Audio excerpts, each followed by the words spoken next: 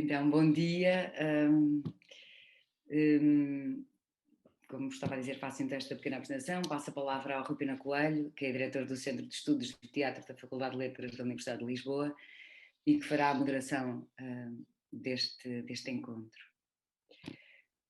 Nos últimos 20 anos, resultado do surgimento de um plano de requalificação de teatros e cineteatros distribuídos pelo território nacional, podemos assistir ao crescimento mais lento ou mais rápido de propostas artísticas concebidas por profissionais da área das artes performativas, dirigidas a crianças e jovens, em muitos casos, em relações de coprodução e parceria com teatros municipais e nacionais.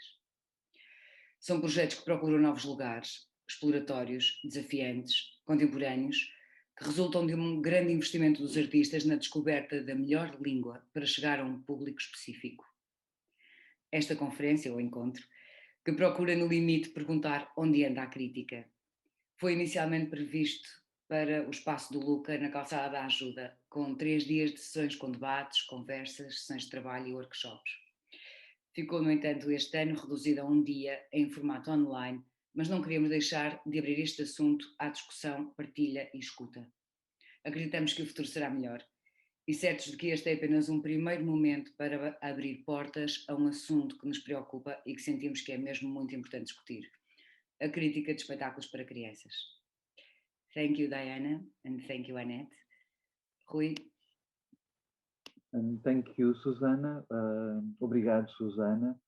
E vou abrir a conversa brevemente em português para passar depois a utilizar a língua inglesa, a língua que vamos usar para comunicar.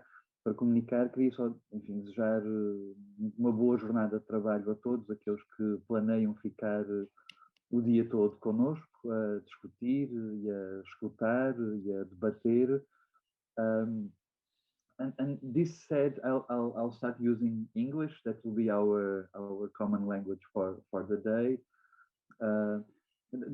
This conference, we call it Escrever às Escuras, Writing in the Dark.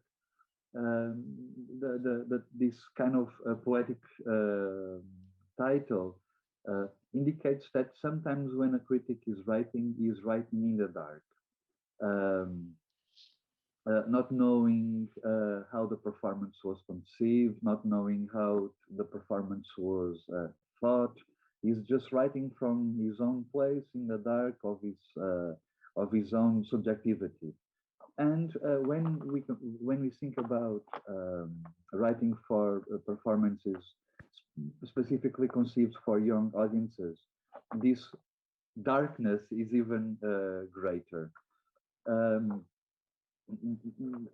This is not an ontological or a philosophical comment. It's something that comes out from practice. I worked as a theater critic for some years. I don't often do it, but I still sometimes do it. I write on performances, and when writing about performances for young audiences, this darkness kind of took place. The idea of this conference started on the need, identifying the need for establish a corpus, establish community of people who can write and think about performances for young audiences, something that we, from the critical point of view, in Portugal, tend to admit that there is no community as such. And the paradox is that in the last 10, 15 years, the quality of the performances that conceived for this specific audience is getting better and better and better. There's a permanent work with educational services for specific venues like LU.CA that devoted to this specific theater, and there is not a movement of a critical practice that can accompany this growth, so to say. we devised this moment, this journey of work, this conference today as a kickoff moment for a series of discussions and moments where these things will be debated and discussed.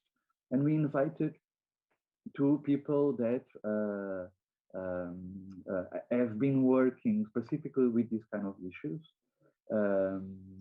Damian, Marta, and Anette, Therese Pettersen, two good friends who are writing and thinking about this kind of issues that I'm trying to evoke here in this messy introduction. And I'll give the floor first in this morning to Diana, and in the afternoon to Anette. Diana, she's based now in London. She's a teacher there. She's a teacher at the Royal School of Speech and Drama. I'll give a brief presentation of her work and her biography. Diana, she is a writer, an artist, a researcher. We can call her, or I have been calling her, a post-Habermasian. She works in the intersection of performance and political theory, philosophy and migration. Her work is often collaborative and involved in a number of groups, including the Department of Feminist Conversations, Action Migrants in Culture, the Serbio-Romanian Critical Cooperative Critical Interruptions and Practice, Collective Generative Constraints. This is names of projects, often collaborative, as I've said. This idea of a devised conversation is very much underlined in Diana's work. She is also editor of Margins for Performance Philosophy Journal. She also sits at the editorial board of Critical Stages, the online web journal of the International Association for Theatre Critics. And she is currently senior lecturer at Performance Arts and Theory at the Central School of Speech and Drama, as I've said before. So I'll give the floor to Diana. Her contribution for this morning has a title, Messy Criticism, Collective Deliberations. And we have sought this intervention with a 20-25 minute exposition, then one or two questions that are almost bursting to appear.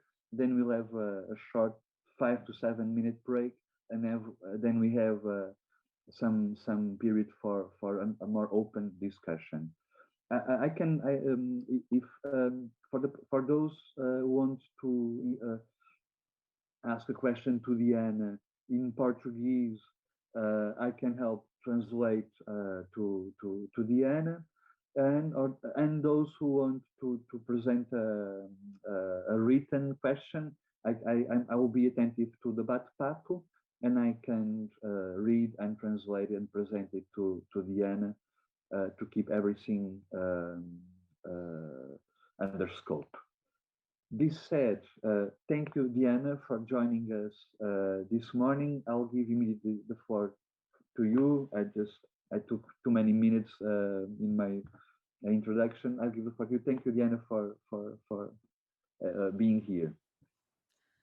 Thank you, Rui and Susanna. Bom dia. Good morning, everyone. Thanks very much for having me. I'm almost in Portugal. So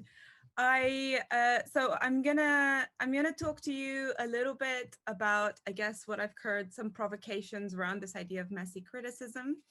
In the chat, I've just put a link to the presentation that it's just an online presentation in case sharing screen is really annoying, or in case you get really bored, you could always skip ahead.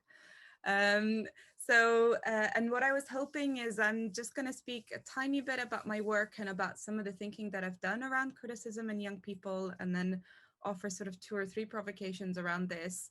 And then after a break, I've made something called a Google Jamboard, which is a kind of online platform where we are hoping to kind of pool your own knowledge and ideas and have a kind of shared conversation. So, and in a second, I am just going to share my screen. Hopefully everyone can see that.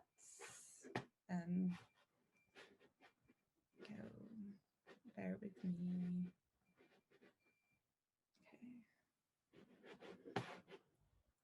Okay. Can everyone see that? Okay, let me move you. I have multiple screens, so sorry if I'm looking at sort of other screens.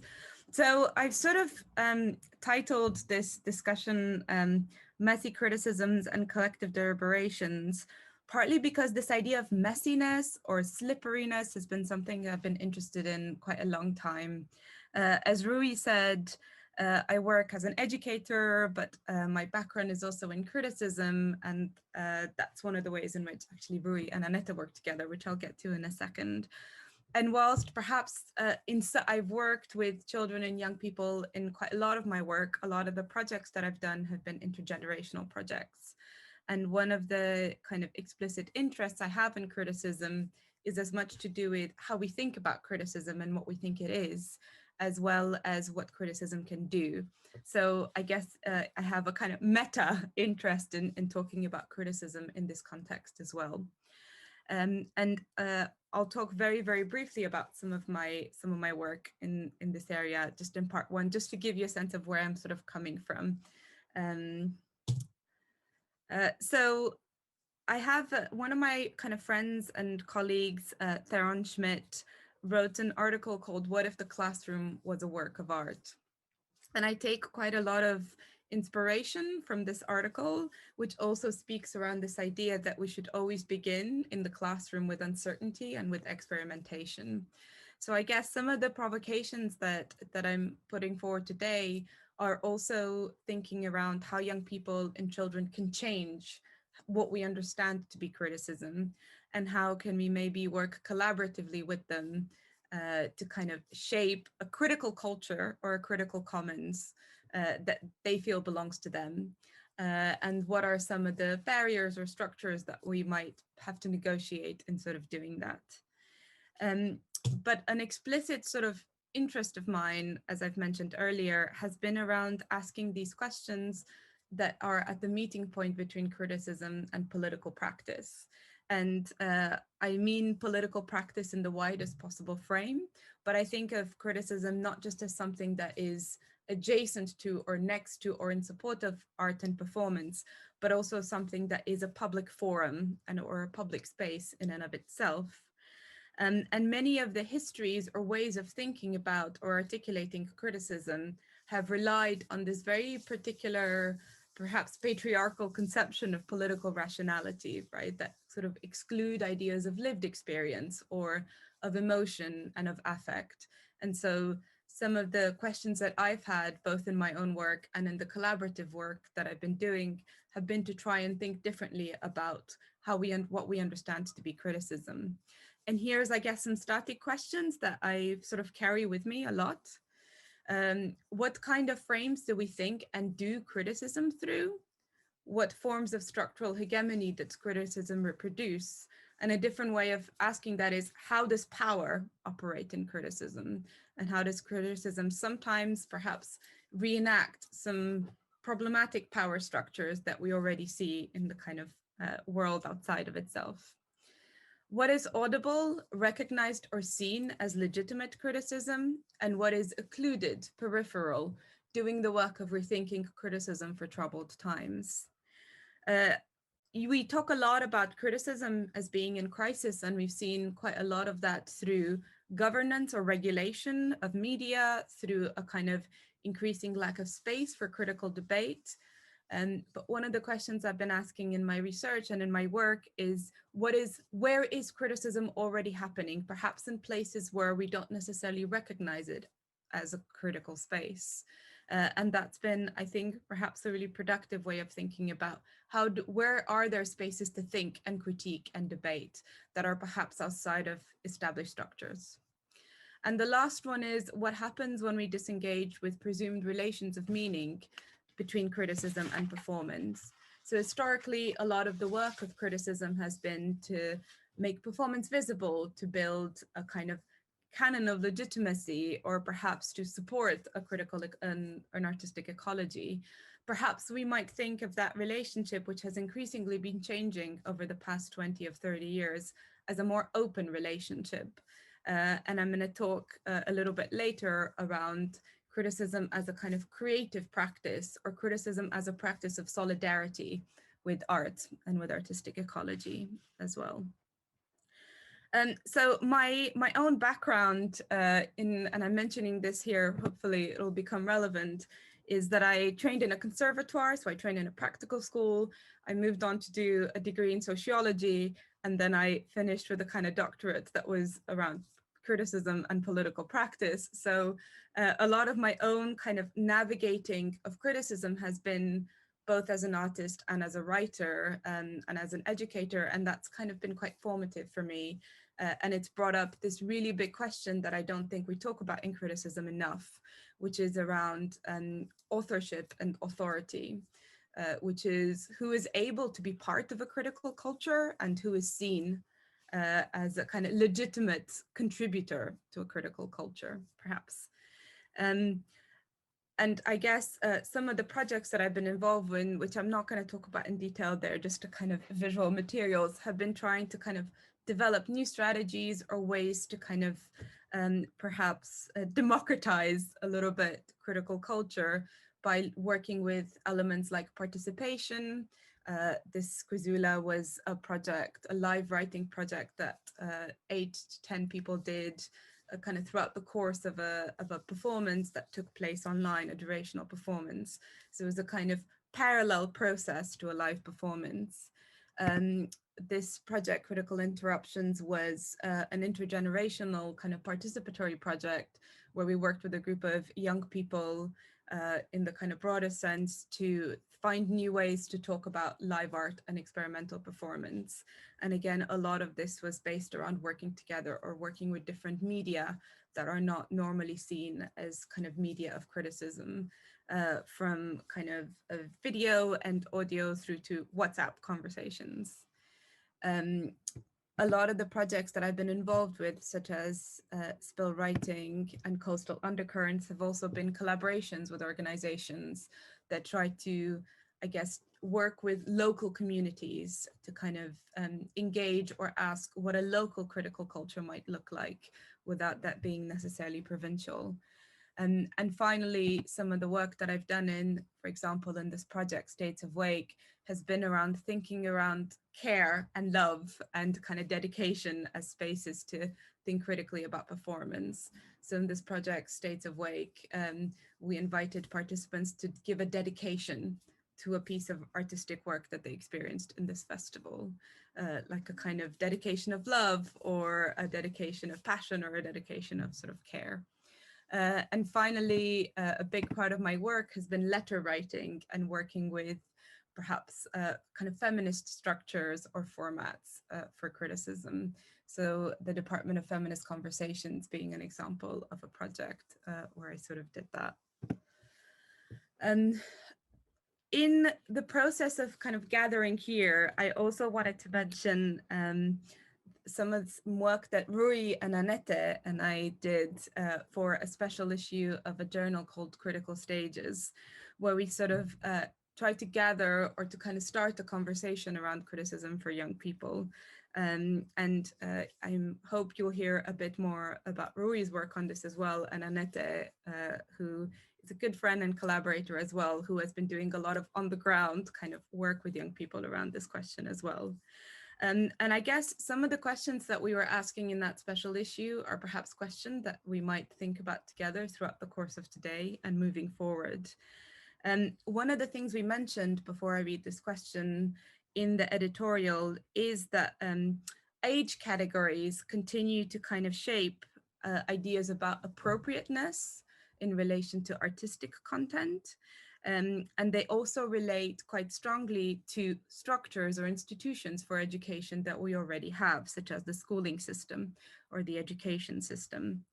And despite obstacles, risk, play, and agency feel fundamental questions to ask both within these institutional places where childhood happens or where learning happens, and outside in the artistic practices that are kind of by and for young people. And we were thinking a lot about the kind of parallel rise of outreach programs and education programs and artistic practices that sort of work and deal with young people, but also conversations around agency and care and critique that have been shaping discussions around education specifically. And in the UK, we've been talking a lot, for example, about the legacies of colonialism, the absence of kind of colonial histories within education, but also structural racism or ableism and how they really impact how young people are able to be together and the kinds of agencies that they can sort of take together. So I guess here, some of the questions we ask, again, might be questions within that thinking, might be questions that we can pick up today, which is what is specific to the experience of adults writing about young people, and what is the ethics of that relation? What does transgenerational and inclusive criticism look like? What practices of criticism already engage with these questions? What relations might unfold in collaborative critical work with children? And how do young people and children challenge the often patriarchal or colonial logic of critical traditions? So in this next section, bear with me, I want to kind of offer, I think there's 3 or 4 sort of provocations around criticism and young people. And these sort of perhaps intersect with just some of the thinking that I've been doing and research I've been doing around criticism. So they're sort of offered as, I guess, other ways we might think about criticism that might allow us to think about how young people and children might participate within it, so to speak. And the first one is appearance or undoing mastery. So dominant spaces for criticism, particularly in traditionally journalistic context, such as media, often reveal an occlusion. In attempts to maintain the currency and value of criticism as it confronts austerity or extractive capitalism and its erasures, a dominant response from critics in visible positions has been a language of crisis.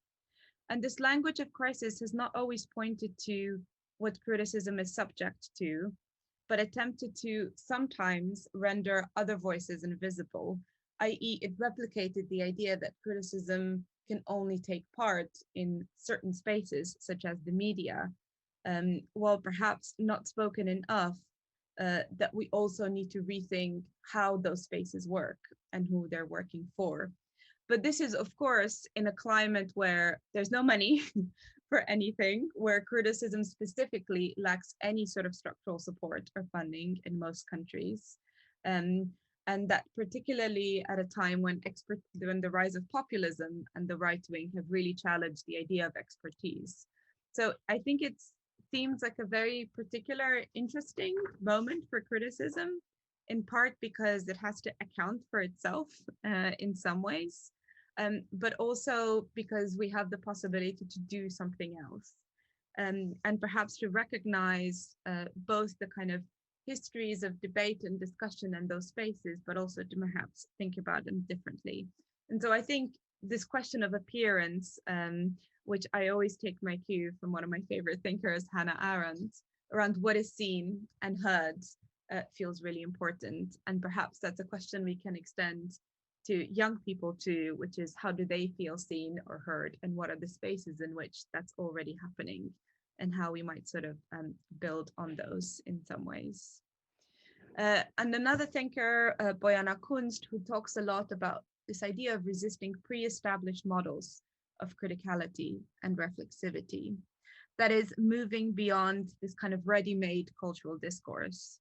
So whilst late capitalism is really entangled with this idea of communicability, there is a politics to how thinking circulates and what it is embroiled within. And I know in the context in which I operate, which is the UK and Romania, there's definitely been ongoing discussions around free speech and who should get to speak, without there being discussions around what that regulation actually reveals or sort of look like.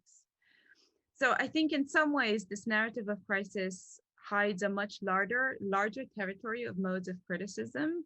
And I'm thinking here around conversations in the foyer that people have around performance, or conversations that happen late night in the bar, or perhaps exchanges that are informal exchanges, structures that already exist for us gathering and kind of thinking together.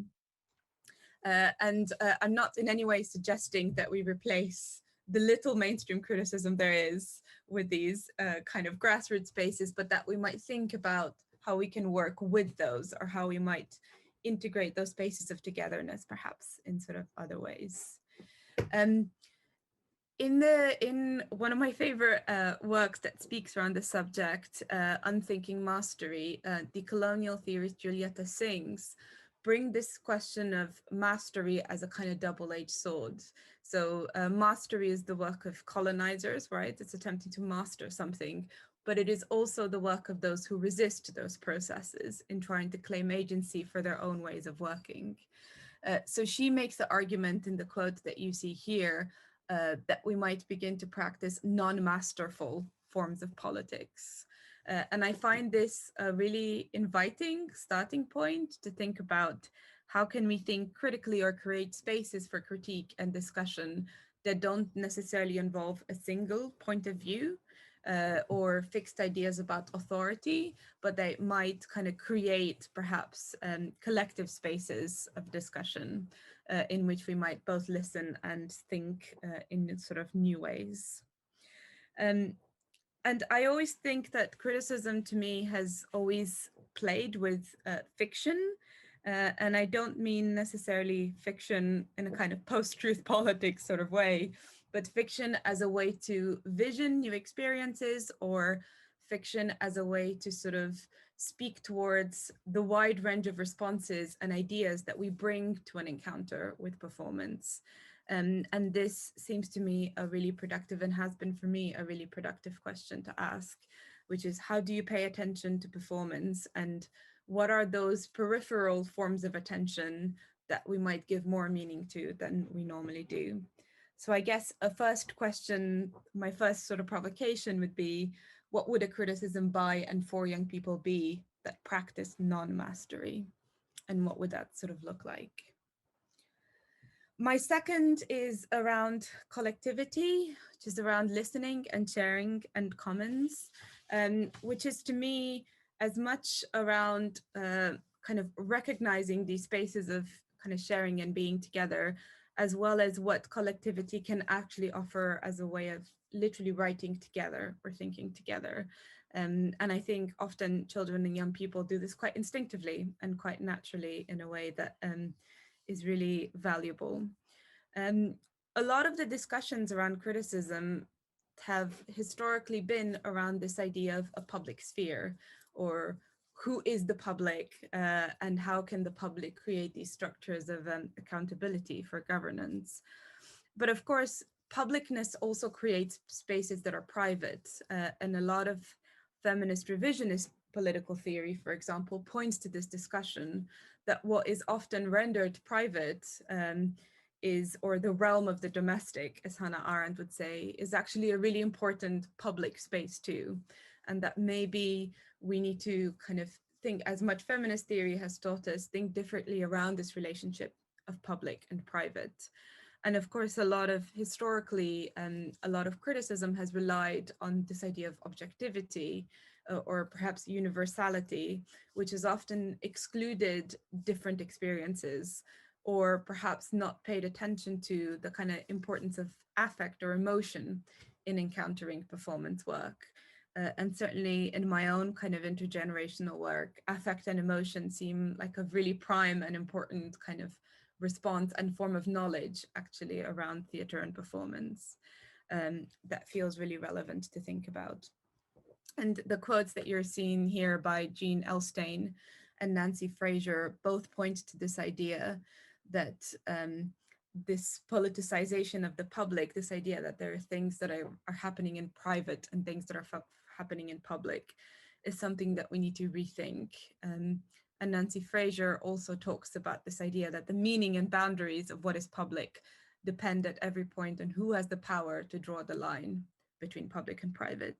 And I suggest sometimes that's also to do with appropriate and inappropriate, which is something that anyone who works with children will know, that it's a boundary that we constantly negotiate. What is appropriate to do in this space, or what is appropriate to say and not say, or behave and not behave.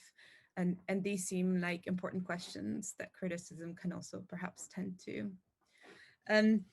You don't need to read this whole giant quote. I'm going to tell you about it. A really important moment, I guess, in a lot of political theory at the moment over the past sort of 20, 30 years has been what's known as the spatial turn. And the spatial turn refers to the idea of moving beyond a kind of structure of power that is top down. So the most powerful is at the top and the least powerful is at the bottom, but that looks towards a kind of horizontal relationship. And Hito Steyerl speaks about this really beautifully when she talks about being in free fall, that we are constantly experiencing this idea that things are changing and that in free fall, our relationships are constantly shifting. And she proposes that the kind of result of this is that our traditional ways of seeing and feeling are changing and perspectives are twisted and multiplied. But because of this, new ways of looking and thinking sort of emerge. So how can we do criticism by being in this free fall, in this new kind of set of relations, perhaps? And it's perhaps quite a conceptual way of articulating this, but I think an interesting invitation, and one that is also found in the work of affect theories like Sarah Ahmed, whose queer phenomenology asks us to quite literally redirect our attention towards different objects, those that are less proximate or less close to us. And really queer phenomenology for me is a way of articulating how we are in a space and what we are drawn to and what we are drawn away from. And I think with criticism, this is a really productive invitation because it asks us to kind of rethink our instincts, but also to value some of our instincts when we think about artistic practice and performance. So what might an intimate criticism, for example, be like? So I guess the second out of three, and then it will be over to you, provocations is, what would a critical commons by and for children and young people look like? And where is it already happening? And the final kind of point I wanted to bring in the room is around visioning and practicing the future together.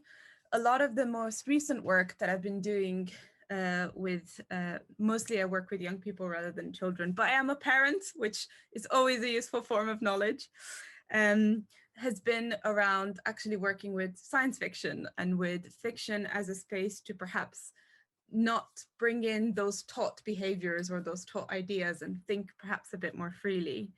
And there's, I guess, a real fear, which is understandable, to think about the role of fiction in criticism because we exist in this kind of post-truth world and because what is fact and what is fiction is often a kind of political maneuvering. But perhaps we might think around visioning not as a way of making things up that are not true, but as a way of thinking creatively with and through criticism. And I think about Adrienne Marie Brown, who always says that fiction is simply a way to practice the future together. And I think this seems like a very relevant kind of way of thinking. And really, whilst in scholarship, for example, on criticism, we've been thinking a lot about output around the final work of critique. And I think we've perhaps not thought about enough about thinking processes. What is a critical process and what does it mean to take time with that process?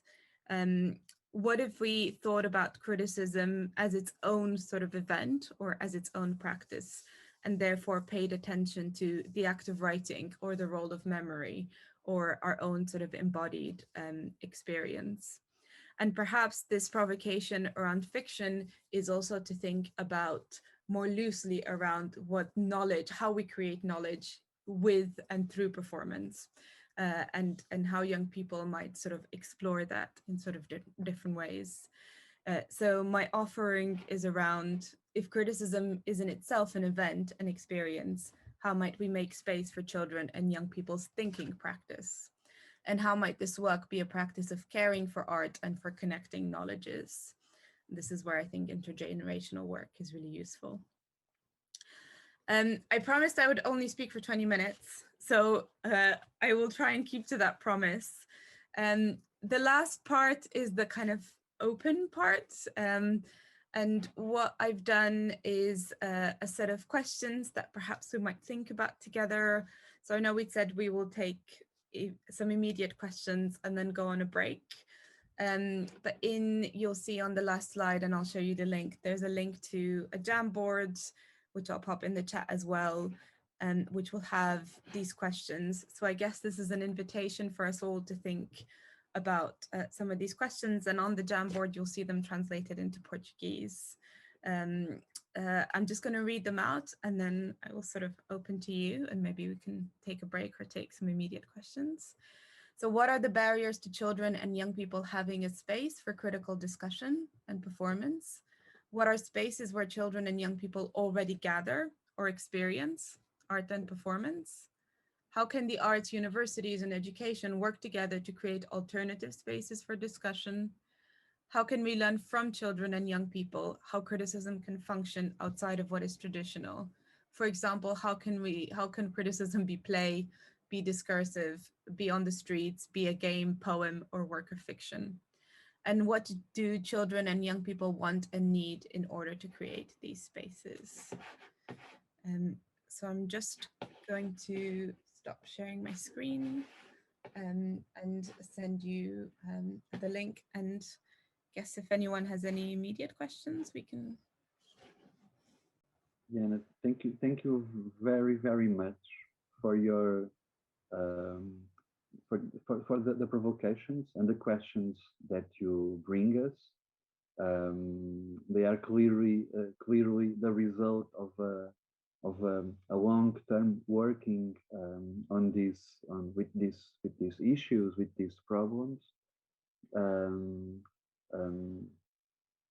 Yes, the questions are appearing in the bate-papo translated into Portuguese.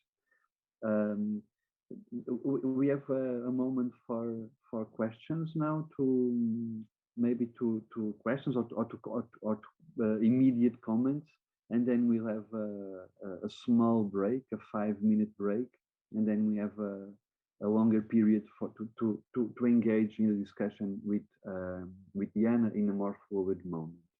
But I give the floor to anyone who wants to raise a question or a comment.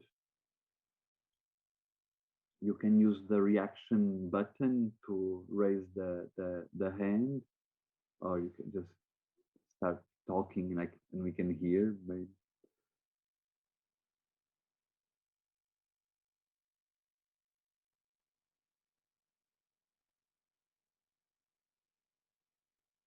If no one, I think I'll make one quick comment to Diana, and I think that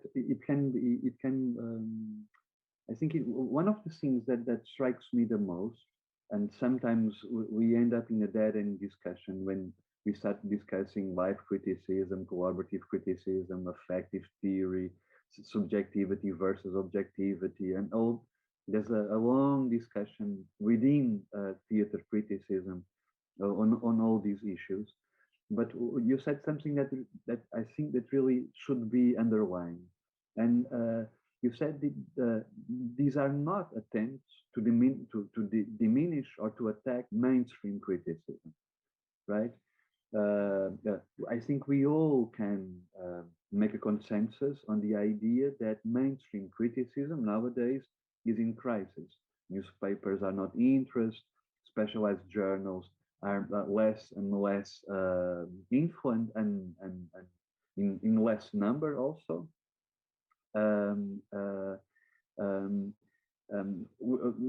Not considering all the objections that we can say on the what is a specialized journal on theater, what are the limits of each intervention on public sphere. We let this discussion for another moment. But we can generally say that mainstream criticism is in crisis, and it has been in many years now. And sometimes when we discuss collaborative criticism, participation, subjectivity, and so on, the things that you've been the constellation of modes that you've been echoing here. Sometimes there is a counter argument saying this is not criticism. One, this will end through criticism, and so on. Would you care to comment on this or not? Yeah, I mean, it's something that, yeah, I think you've been in a room with me, Marie, where I've given presentations around this work, and very upset critics have stood up and said, exactly. No, this is not a legitimate way of thinking about criticism. And I used to find those quite destabilizing, and these days I'm like, that's okay, you don't need to think it's criticism. We don't need your permission to do this work.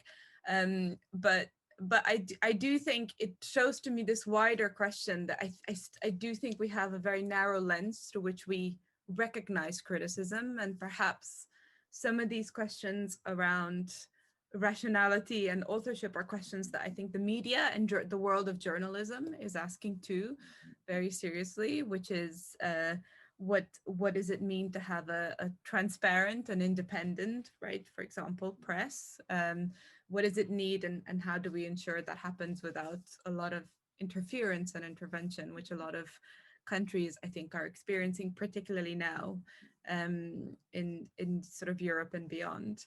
But I think this question of legitimacy actually has been perhaps quite foundational to the stories we've been telling around criticism, really since the 18th century, when these ideas around the public sphere formed. And perhaps what is less visible but equally important are alternative spaces that actually have been there since the development of the mainstream press. If we think about pamphlets, for example, or pamphleteering as an example of radical publishing that has existed since mainstream newspapers have existed, or salons, for example, which a lot of feminist historians now speak about how salons were really important spaces, mostly for women who were not really entitled or allowed to participate in that form of political public life at that time, but they acted as really foundational cultural spaces and political spaces, letter writing or exchanges, for example.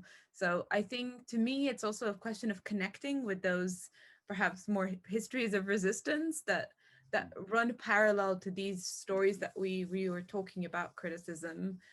And I wonder if that might enable us too to make a better case for criticism as an important cultural and intellectual and political sort of activity in various different forms. And I think this is, of course, to me, intertwined, at least in the context in which I work, on really an attack to the arts and humanities, and a moment when we all need to kind of justify our kind of being there and our utility or use again.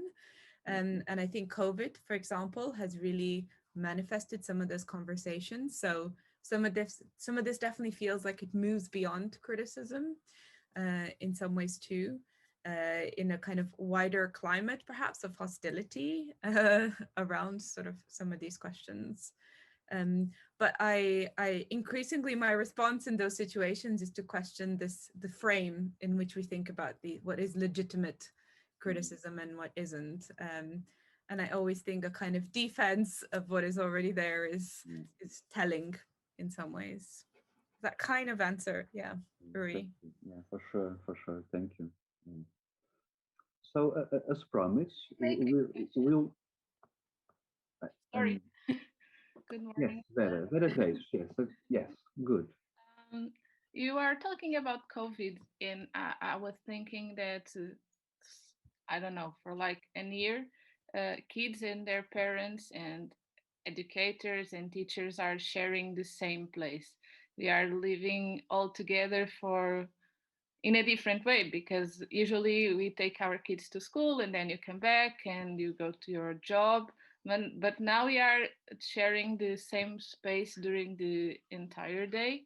And I would like to hear your thoughts and how that can change the way we see our kids and the things that they usually do, or how can this change can contribute to the way that in our relations and the way we see and our contribute to our kids, because usually the teachers take more time with our kids than us, and now we are having a different role in our daily basis. And I don't have answers to these questions, but I hope you can share some thoughts. Nobody has answers to it.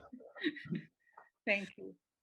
Yeah, thank you very. Yeah, I think I really agree, and I think we'll probably need some time to understand it when we all have had sleep, and like our kids can, you know, I have experienced this myself. I have a 5-year-old, and I always say to colleagues that there's a reason I work with adults in my educational life. You know, I teach university students. I don't teach 5-year-olds.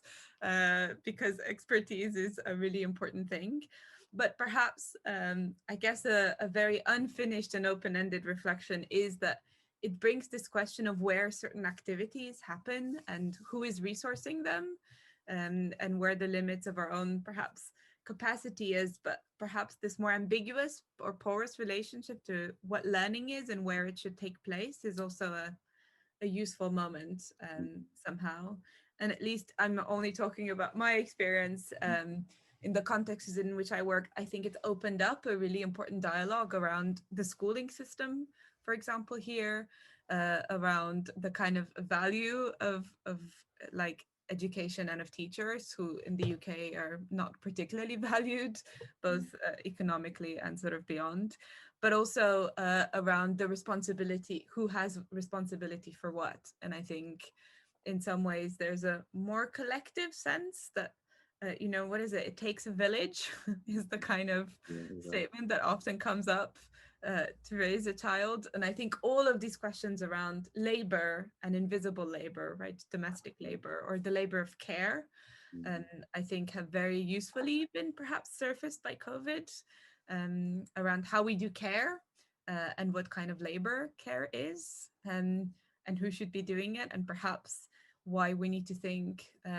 more collectively around some of those things. And I think that's been really useful. And they've been questions that I think the feminist movement and the disability justice movement have been thinking about since before this moment. And I think there's already strategies perhaps that we can kind of derive from communities that have been dealing with these questions.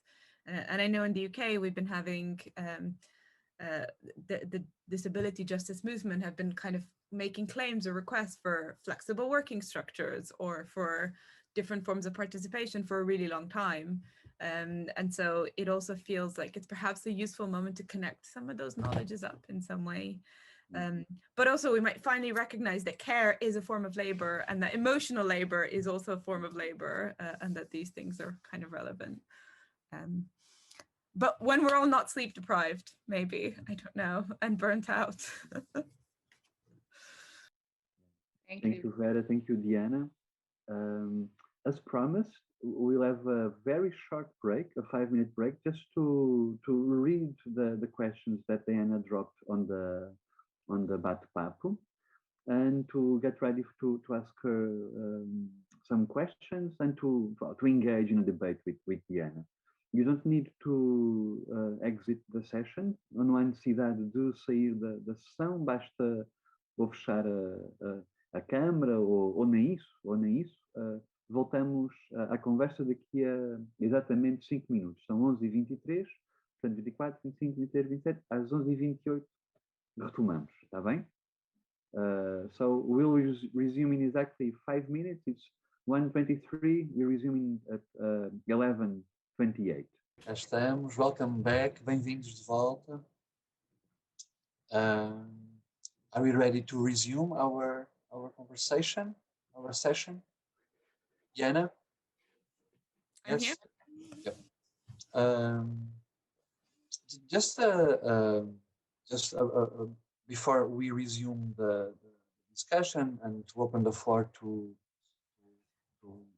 more diverse participations, I just want to remember that Diana is finishing a book to be published in Bloomsbury, in a collection, in a series of books on criticism. In the last, I don't know, 5-6 years, you've been publishing a very interesting series of publications. How to Write About Theater by Mark Fisher, for instance, and the very important, relevant book in this field, Theater Criticism, Changing Landscapes, from LU.CA. And Diana is preparing to publish criticism as a political event. Maybe some of the ideas and topics that we are discussing here, we can find them in that book to be published this year. Diana, is it? Next year. Next year, in 2020. The homeschooling. Yeah. Push by a year. Which is good because we at the Center for Theatre Studies and Susanna in LU.CA, we envisage to continue these discussions for a longer period, to discuss how to engage with criticism, how to provoke critics also, how to provoke mainstream criticism, to engage with more collaborative, practical, more into the rehearsal room, more into a debate saloon. So this is just a kickoff moment to that process. This said, and I'm talking too much, I'll give the floor to those who are burning with questions to Diana, following what we heard in the first half of this session. Also, perhaps if you have any thoughts to any of the questions on the Jamboard, it's not necessarily for me to answer, but for us to kind of to raise it as well. You don't have to add anything to the board. Just if you feel a little more reluctant to speak out loud in context with 50 other people, then it would be great to hear your thoughts in whatever form.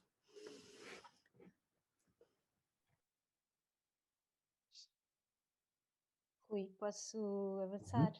Claro que sim, Inês. Hello. Bom dia. Hello, good morning. Thank you, Diana, for your intervention. I was thinking about barriers and criticism and children. And one of the first things I think about is the question of logos. When you work with children, you see that until a certain age, it's not the words or the thought, the structured thought, that bring you the most of their critic posture. It's more the things they show through their emotions, through their drawings, through their play, even babies, through their crying or their being scared or their reactions. And this to me is always thought of as a very interesting field, because I feel I'm very awkward in that field. I don't know how to navigate through these things. So it makes me really curious, and I really love to work on that. But this is not seen as a critic attitude or a critic thought of children towards the world or performance or the arts or whatever. It's always seen as something which is very primitive. It's very badly seen by scholars, for instance, and even people who work for young audiences, which is my case, are always seen as being at the bottom of a sort of pyramid of creators, meaning if you create for young audiences, that means that you haven't been able to create for adults. It means that something is lacking you. It's always the thought which is behind the head of mainstream critics or mainstream scholars. And this, for me, has a lot to do with this logos imperialism, meaning if you don't produce discourse or thought which is validated through a very long tradition of scholars, you're doing nothing. It's not worth paying attention to. And in Portugal in particular, we don't have criticism at all. I mean, I really think this is a problem which we have from the start of our lives. We don't deal with criticism. We don't develop a critical attitude. We deal very terribly with criticism, and we're not used to that. And it's really a vicious circle. So talking about barriers, I think logos is one of them, but logos being dominant doesn't leave you the space to change this cycle, which is vicious and not virtuous, and that leads you nowhere than this. Always children at the bottom, something which is not expressed through words. It's not meaningful, it's not important, and should not play a role in a serious discussion about things, about performance or any other thing. So my question would be, how the hell do we change this? How do we turn this around? And how do we value things which cannot be directly expressed by logos, by discourse, if not by doing arts, creating things which go beyond that level of communication? Thank you. Yeah, I think that's a really, I don't have a simple answer to that. Thank you for that. I agree. And actually in trying to make a case, for example, in my own work around affect, like a kind of the body and the kind of emotional experiences of the body, I feel like I faced very similar responsive, which is why to me it comes down to this question of legitimacy. And maybe a very a very bland way of putting it is to not wait for things to be legitimized and just try them out anyway. But of course, it's difficult to do that without any resources or support too, in lots of different ways. In terms of, from my own perspective, I think there's a lot of value in thinking about, again, what do we recognize as criticism? I think artistic practice is a critical space. For example, I think education is a critical space, and maybe we can do a better job at marking those moments when they're in places where they're already happening. I agree that I think language has been so central to how criticism has defined itself. And it comes down to the question Rory asked me earlier around collective spaces. For example, even when several of us are writing a text together, somehow that's already perceived to be not quite as legitimate, even though it's still using language as a kind of form. But I wonder what might happen if we articulate criticism as an artistic process, I guess, or as a process in and of itself. So you can do, a book of drawings can be a critical response to something, or a soundscape of like crying and laughing can be a critical response to something. And perhaps it is a question both to me around questioning these, exactly what you said, which is these frames of legitimacy, but also learning to listen more deeply, I guess, to where critique is already happening, and then making space for it to happen more in those spaces beyond the linguistic. That's why also I think behavior is another example. I know in the context that I've worked at and with the artists that I also work with, is we always talk about how do you make young people feel like this is their space, not our space, and therefore there's no pre-described like ways of being that stop them from just being comfortable to be in a theater space in the first place. And I think, yeah, they're part of the same conversation. And maybe other people have thoughts too. I think there's perhaps lots of expertise in this room and lots of perhaps knowledge. But I think it's to me, it's a really fundamental question, and questioning this kind of, you called it like language imperialism, feels really important, I think.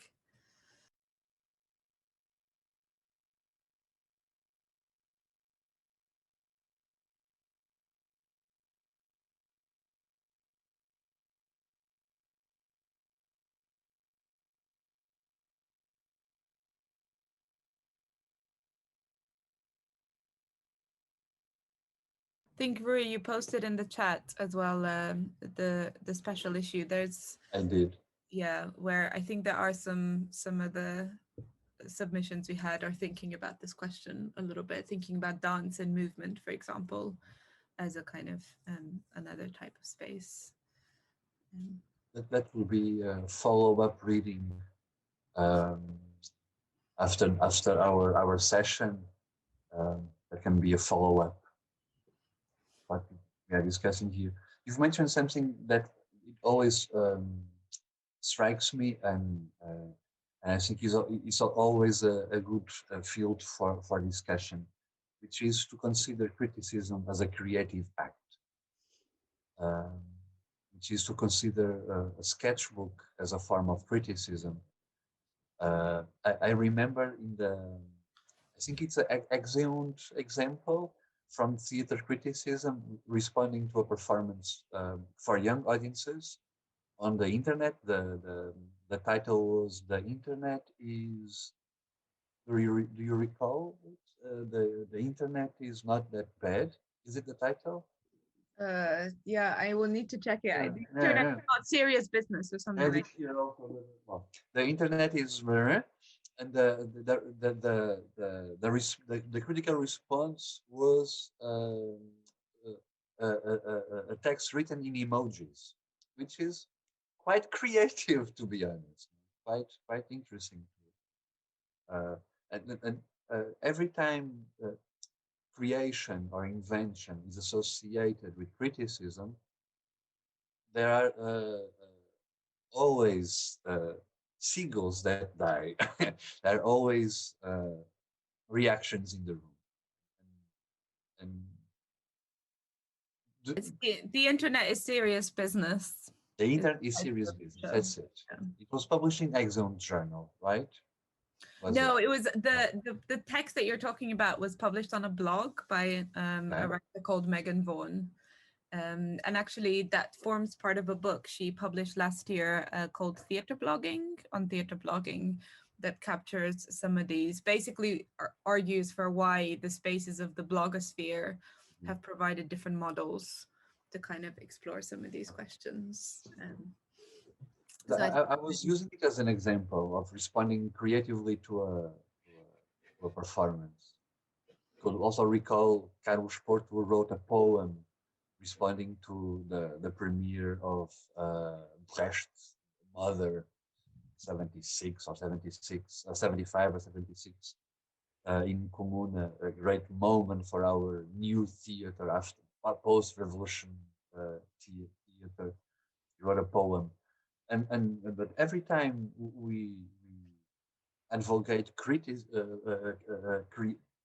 creativity connected with criticism, there's always a reaction in the room. And all these things that you are discussing here and presenting, the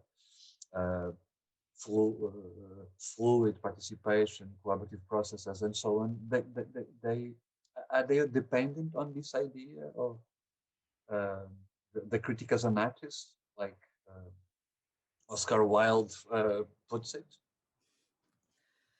Yeah, I think it's definitely a question I've been thinking about since started doing criticism. And to me, at least in the UK specifically, so much of the history of criticism is wrapped into the history of journalism. And so criticism is absolutely seen as a kind of subset of journalism.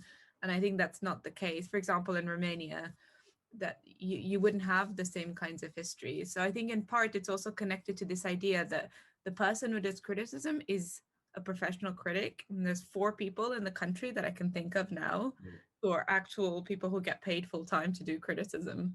And actually most people who write or to think about artistic work are artists or cultural workers of some kind. And to me, I think that's a really important point to constantly stress, that this professionalization of criticism is perhaps an ambition, but it's certainly not a reality, because most people don't get trained and aren't able to operate as kind of full-time critics. And it relates to this idea of distance, right, that journalism have, of like objectivity equals being away from something. And that I think increasingly the most interesting and relevant work in criticism over the past 30, 40 years has been one that acknowledges how we're all part of the same ecology, of artistic ecology, and sometimes writing about each other's work or thinking about each other's work. And that doesn't dilute the kind of value of the thinking. In fact, I think it evidences how criticism has to be a creative act, because it is an act of making that's kind of has an ethics, perhaps, or it's connected to someone else's work. I know Anette and I have talked a lot about criticism and friendship, for example, like how can we, or criticism and care or love. Like the idea of criticism is always that you need to find a flaw, but actually a lot of the work that a lot of us do as critics is to fall in love with performance again, or to find kind of moments of joy, or kind of moments of very intense kind of experience. And I think we should make more space for that. And I think that acknowledges that there is no singular thing. So perhaps that's why, to me, this idea of fiction in criticism is perhaps just a playful way of talking about, of being more open to the idea that we make things up when we do criticism, and that's okay. In some ways, and by making things up, it doesn't have to be trafficking in things that are not true, but it's about articulating an experience, and that is a kind of creative process or a thinking process, perhaps, in some way. That's definitely my sense. And I think, there's, like I said, there's 3 people, at least in the context that I work, that do this professionally, and in the ways in which we articulate that. And I think that is really important. Precarity, perhaps, is really important to think about too.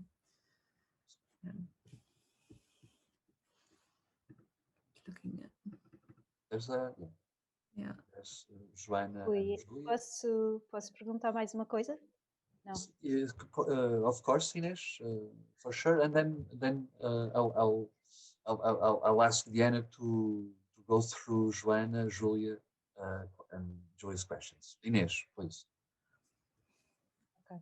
I was thinking that usually when we watch a performance together with someone, the first thing we do is we grab this piece of paper which tells you ahead of the performance what you are going to see, who is playing, it's based on what is the purpose sometimes, or what are the main ideas. And I always fight against this, because I think it's always much more interesting when it happens to you. What happens with children most of the times is they're carried to theater, and most of the times they don't even know what they are going to watch, because for them it's not real. It's something, maybe the teacher has talked about it, but it's not in their minds because it's not yet concrete. It's not something real for them. And sometimes they get there and they don't really know. They're not expecting anything. They're just in a different room with a different atmosphere, and they're thrown against something which really makes them pull everything out of them to connect to that object, that foreign object. And when they get out of the room, I always, when I work with theater, I always try to be there at the end and not let the teacher ask this Pavlovian question, did you like it? Because they all respond like the dog expecting to be fed yes in chorus, which is horrible. We never do that when we go to the theater together with a friend. So we shouldn't really interrupt their capacity or their willingness to discuss with each other. What did you think? Did you understand? Sometimes they ask each other, what did you think was that red thing in the middle, or something that really puzzled them, and they didn't watch anything else but that one and single thing at the end of the stage, which was maybe even something which belongs to the theater itself. But it's relevant, it's important, and we should listen to those little questions and comments and emotions. If they get really excited at the end, if they are feeling finally free when they get out, why is it? What is causing that emotion? And the same with adults. So we put ourselves in another category as if we, as spectators, were really different from children, and we should really do as children. It's an act of faith. You get a ticket and you go there expecting something. You don't really know what, but not read the synopsis, not really trying to understand everything ahead of time, but really feeling confident about the experience and being willing to live it, and then elaborate at the end. And I think this is really something we should change in the experience of children as an audience, not to prepare too much, and also not to condition the way they leave the theater. And I think we have started this practice of talks after the performances, and sometimes they don't want to talk, and it's okay, it's fine. If they have a really urgent question, it's fine also. But to this openness and this elasticity of the proposal we make at the end of a performance, I think should always be taken into account, not to condition the response and the situation in which children are put as to really being obliged to say something, to do something which we adults expect. Thank you. Jana, can I ask you to try to encapsulate one answer in the after Inês' intervention and question, and after the questions that are on the bate-papo? And I'm asking this because we don't have much more time. I know that you have previous engagements schedule about to start. So I'll ask you to have to encapsulate your final thoughts, replying to Inês and to the questions presented, and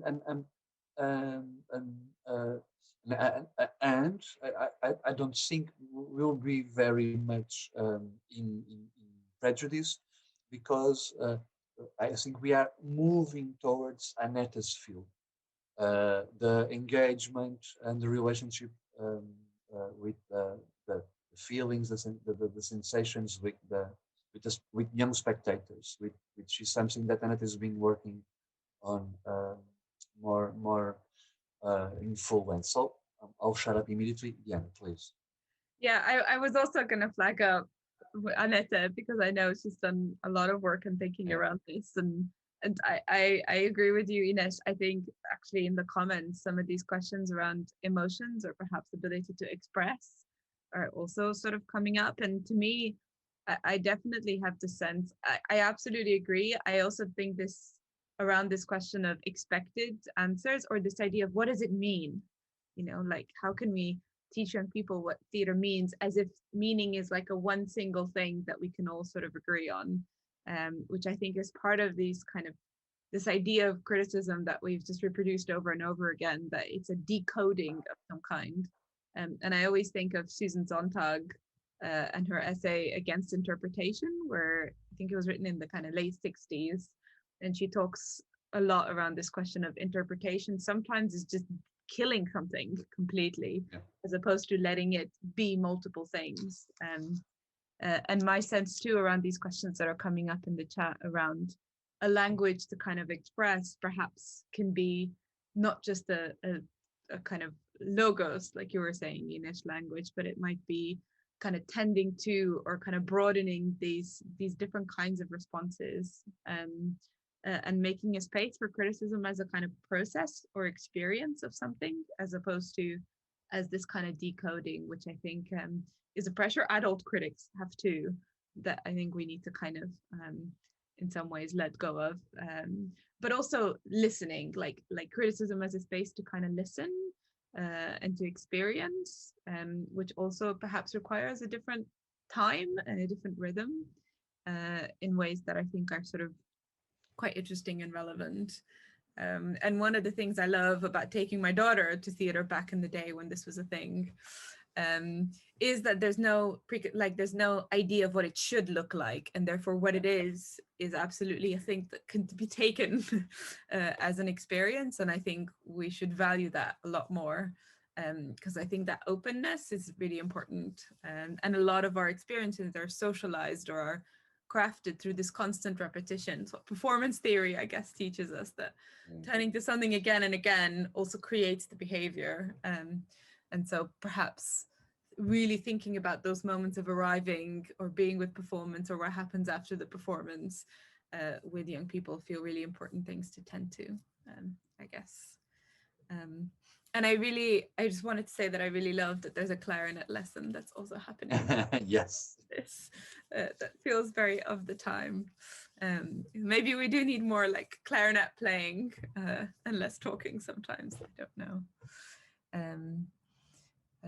And yeah, there's a comment here in the chat as well around this idea of erasure. And definitely in context that I'm working in, we've been having a lot of conversations around multilingualism, for example, around kind of moving away from the main languages of criticism, but also how to make space for capturing these different kinds of experiences and responses in other ways than words, which feels like valuing the fact that children's kind of experiences are also a form of knowledge that they can also learn from and kind of share.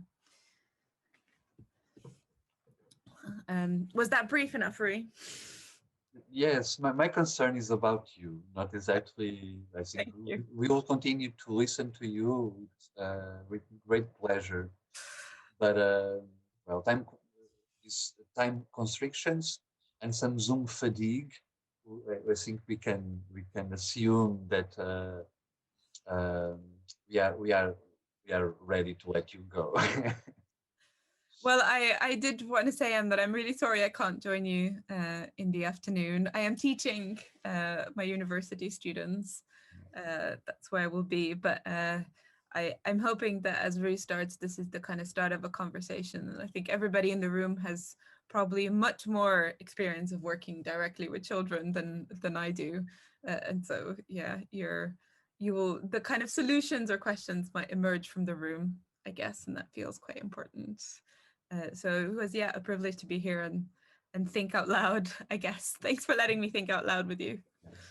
Our privilege, Diana, to listen to you and to engage with you in a discussion is always a pleasure.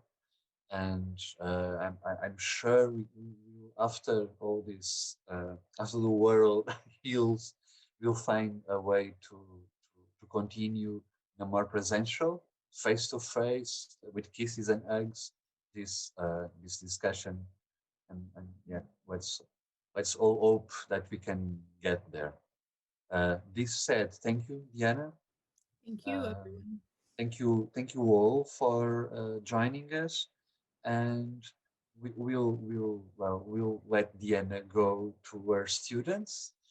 And we'll resume our work at 2:30, and with Anette. She is already with us, and I'll present Anette to you all after lunch. Let's have this break. Let's eat something, and let's get back to work after 2:30. That's it. Thank you very much. Thank you, everyone. Bye. We are hosting a dear friend from Norway, Anette Therese Pettersen. And this is the second moment, the second session, the second conference of our meeting today. In the morning, we were hosting Diana, Damian, and Martin, who discuss several approaches to criticism, um, specifically discussing the political dimension of the critical act. And in the afternoon, we'll be hosting Anette. We'll be listening to Anette Therese Pettersen, who she is based in Norway. And I'll do a very short presentation of her diverse work and profile. She's a theater and dance researcher, a critic, editor, and curator, currently a PhD research fellow at the University of Agder in Norway. She's also co-founder of projects of criticism such as Writing Shop, a collaborative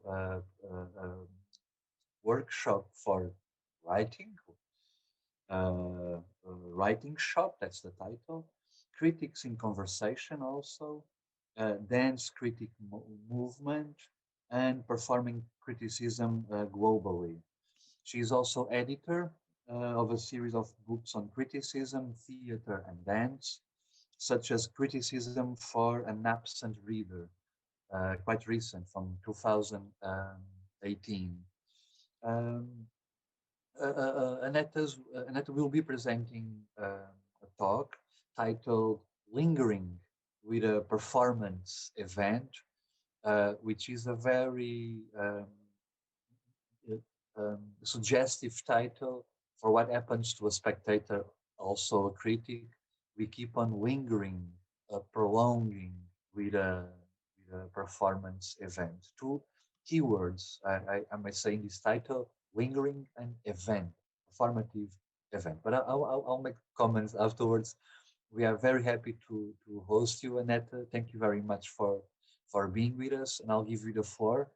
Anette will be addressing us more or less 20 minutes, I would say, and then we can have 1-2 questions that are bursting, and everybody wants to make a comment or a question, and then we'll make a short break, a 5-minute break, and then we have the rest of the time for a more fluid conversation.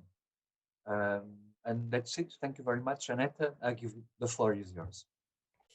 Thank you, and thank you both Rie and Susanna for having me and for sort of being in Portugal, as I've been saying this week. Diana's been saying she almost made it, but I'm saying I'm in Portugal, so you know. Like you said, I'm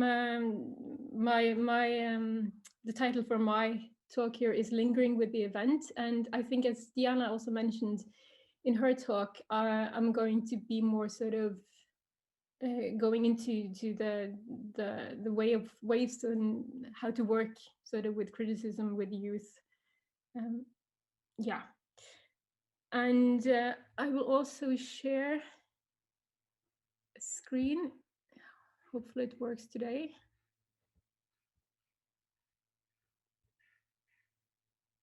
Yes, you can see it. Yes, you never know.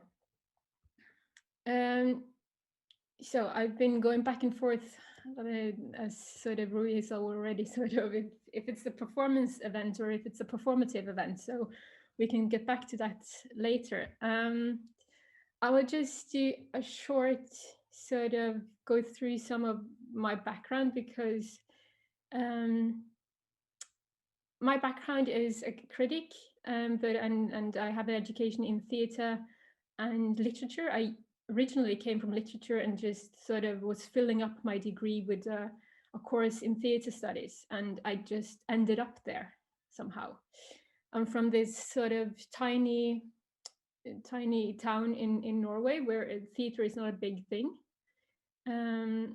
So I wasn't I didn't grow up in the theatre. I was I grew up in the library, and then I ended up in the theater, and it's also the how to say, the position of being a spectator and reader. That's my main way of working with criticism also.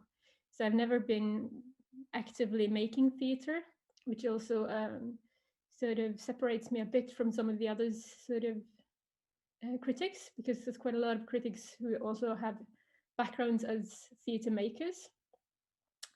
So mine is the in the audience, sort of sitting in the dark, writing in the dark, like quite literally. So I've been doing quite a lot of projects in both criticism and criticism for art. And back in 2011 or something, I was the editor of a website called Kunstløftet, Lifting the Arts.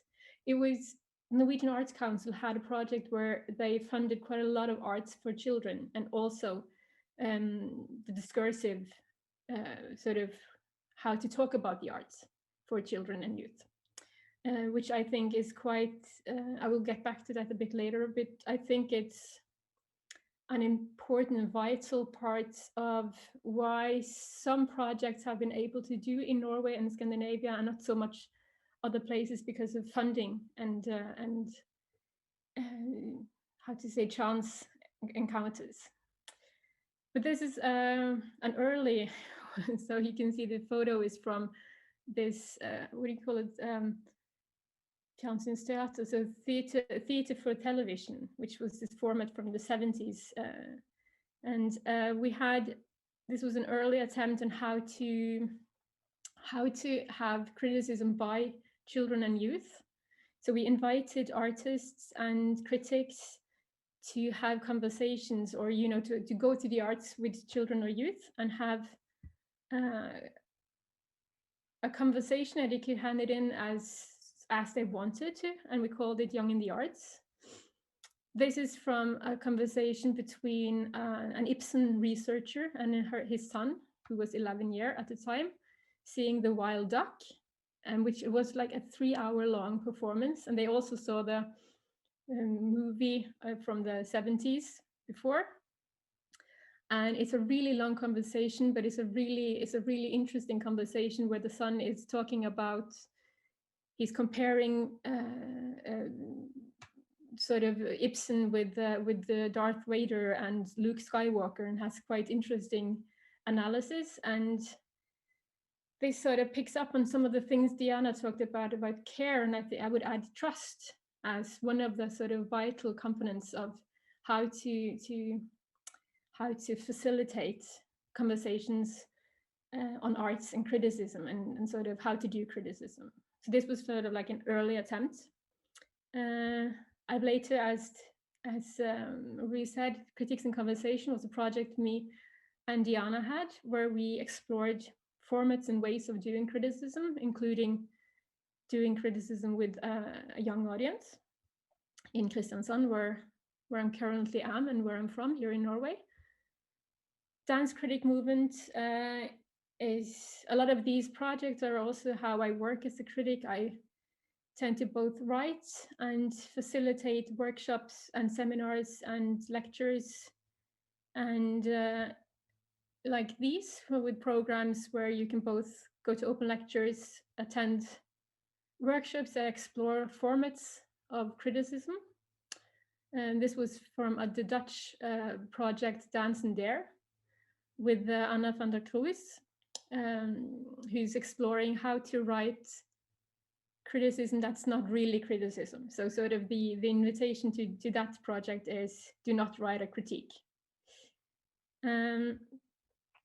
Another project is performing criticism globally, which has not, as of yet, been so much connected with children and youth, but it's a project where we also try to gather projects and criticism globally, as it says. It's a bit corny title. That's how it sometimes ends up, but it's been very, how to say, interesting to explore criticism,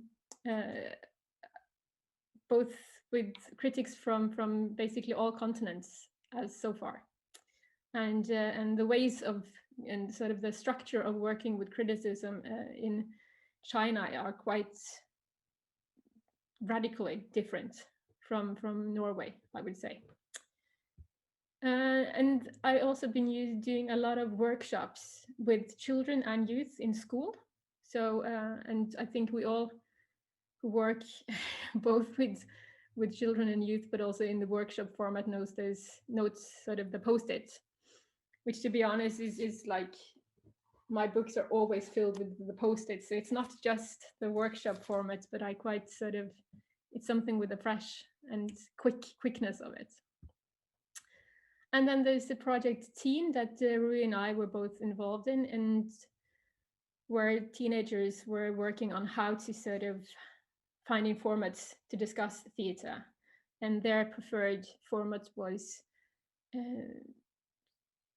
the kitchen table format, where they would lead a discussion and where the grown-ups are invited or not, but it's led by the teenagers. And so it's not moderated by grown-ups, and which we will get back to at the end of this talk, because this is sort of where I am, how do we facilitate talks where the grown-up is a guest and not always the master, you know, the master class format, which very often ends up as a way of especially sort of teaching instead of exploring, so to say.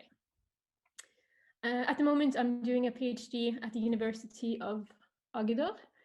And I think I should say for context that it's also connected to a project, a national project Norway has had for more than 15 years, which is the cultural school bag, where all kids are to get professional arts as a part of their school every year. So performances, exhibitions, everything is a part of the school, and it's vital that it's professional. So a lot of the most well-known Norwegian choreographers are touring also and showing their performances to children and youth in the school. So it's like Carte Blanche, which is one of two national dance companies in Norway, are also doing their performances usually for youth in like 16 to 18.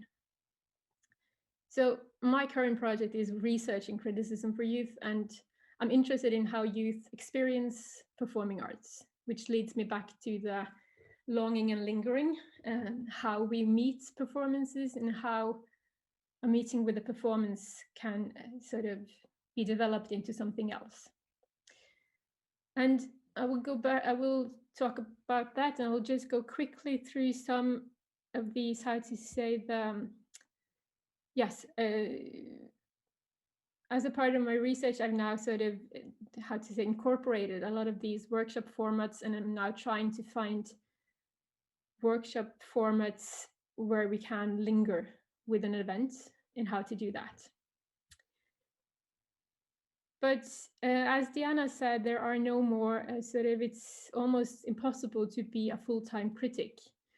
And it feels a bit almost, science fiction sometimes, how different the context is in Europe at the moment, because the Scandinavian countries has a bit more infrastructure and a different infrastructure, because it's maybe partly because of the size of the countries and some of the funds.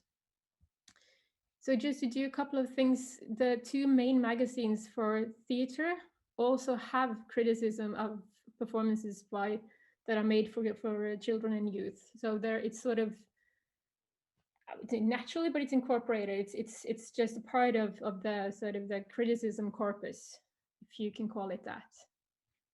The same it's also been increasing in some of the newspapers, and I will get back to partly why. That the biggest newspapers are also writing reviews of mainly the sort of the main stage performances that are made for children and youth. And then back in 2016, there was made a specific site for criticism of art for children and youth. So it only has criticism of art for that age group. They also had at one point what they called youth critics. So they had young people, I would say, not really children, but young people writing quite professionally also about performances and art. There are other places that also have Young Voices is a place that has only that youth between 13 and 20 can write about the art they experience, and there it's quite free.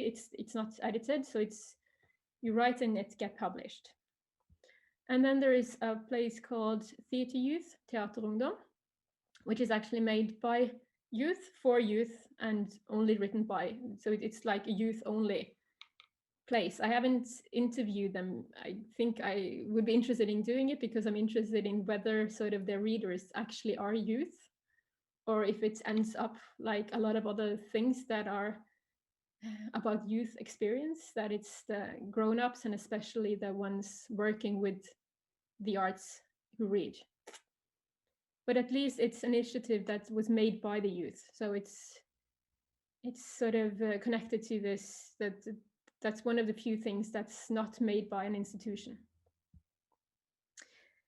And in addition to that, because I think one of the reasons that there is quite a lot of criticism of performances for youth and like in performances in general is that in Norway we have artist grants for artists where you can apply for and get a working grant. And in 2008, the first one for critics was established. And now there are 13. So 13 critics every year get a working grant. And a couple of years back, we also got project funding for critics. So when I have a project, I can apply for funding to do workshops and seminars and write essays. And this funding system also means that you get paid for writing for the both mainstream media and magazines. So it's not something you do without getting paid. And this feels, of course, quite sort of almost spoiled at this point, but this is also a model that I hope would be possible to implement other places. But this leads me, and especially this, the fact that you have the artist, the critic grant is a part of the artist grant, which is a lot of discussion if it should be an artist grant or not, but it leads me to this criticism versus the art. Is it criticism and the art, or is it criticism as art, as Diana also talked about? And what I am interested in when lingering with a performance is trying to get back to sort of what it is that hooks me, or what it is that drives me away. What is it in the performance that sticks to some extent? And this is what Peggy Phelan calls performative writing, and that's a way of enacting the affective force of the performance event again. And unintentionally, I'm also quoting Theron Schmidt as Diana, so we have quite a lot of the same references. But Theron Schmidt, I think I have the full quote here, yes. I like this way of thinking of a performance. So it takes me back to the performance event or performative event. That performance begins to have its effect long before the encounter with it. And that critical writing is part of the cycle of making and imagining. And this is a really long quote, but sort of the main thing for me is the event, that it's hard to say when it begins, and it's especially difficult to say when it ends. And when it comes to this, to sort of, I'm in general interested in all the things that surrounds you in the performance, that it's not just sort of the focus of what happens on stage, but the entire event. Which links me to what Rachel Fensham is calling an affective spectatorship. She calls it watching others with others. And her research, and quite a lot of the research that has been done on this spectatorship, is usually the grown-up, the adult spectators who have chosen to go to the theater and has a semi-professional attitude towards it, and we're attentive and we're sort of paying attention. But I'm interested in what happens when you go to the theater as a part of school, or as something your parent chose to do, when it's out of your sort of, it's not your agency to decide to go or what to see, and how this plays in. I'm really interested in if it's what it opens up to of the social sort of event of going to the theater, and how this affects how the person sitting next to you. At the moment, last time I went to the theater, we had quite a lot of space around us, so sort of the effective force of the other spectators are quite different now than a year and a half ago. But still, sort of the entire situation of going to the theater and how to sort of capture that as an event, and not only questions about what was the plot, or did you like it, as someone mentioned earlier today. Which also leads me to, I also wanted, because I found a quote by Hannah Arendt where she talks about how there's sort of she calls it the entertainment value, but there's the views and sounds and smells, like the entirety of the arts, not only the what was it, not only the logos, I think someone called it earlier today, but sort of the embodied experience of going to the arts is what I'm interested in finding ways of lingering with. And Irit Rogov calls this looking away, and asks if looking away could be understood not just as resistance, but as an alternative form of taking in culture. And I think this is especially crucial for youth and perhaps youth especially, because it's this in-between place where you're more and more have agency in your life, but you're still under some sort of control when it comes to school. And also in my own practice, I'm interested in what happens when you're looking away. What happens when I think back to some of the performances I've seen? It's this mix of what happened on stage and what happened elsewhere in the room that sort of is in my memory, and is my sort of entire remembrance of the event, and also becomes the text or whatever I want to develop further. So this week I was lucky to see actually a performance because for a tiny moment, the theater here in Kristiansand, the good thing with living in a small place is when it's not very pandemic, then it's possible. I saw a performance of the same how do you say, director as the first the Ibsen text I showed initially. And this sort of, I remember all the performances I've seen by the same director is sort of in my memory while I'm looking at this performance. It was a cherry orchard, and all the sort of other versions of the cherry orchard I've seen is also in my memory when I'm seeing this performance. And, you know, the people around me, and all of this goes into my sort of process of lingering with the performance. And I'm interested in finding ways of including this without being too sort of, how to say, specific. It's a difficult thing to invite or facilitate. So I have started to use the word, like I'm looking for also terms how to sort of describe this as a critical practice that could include performative writing and drawing and conversations.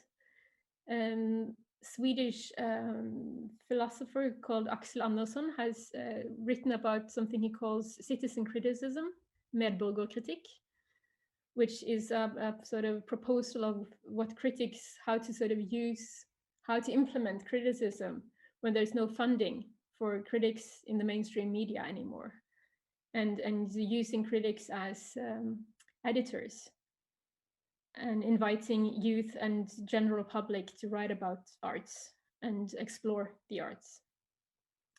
So before opening up, I would also show this because Matthew Reeson had a project called Young Audience, and he writes about children as critics, and in it he has had a lot of children seeing performances and being invited to draw afterwards, and then you have researchers talking with the children about their drawings.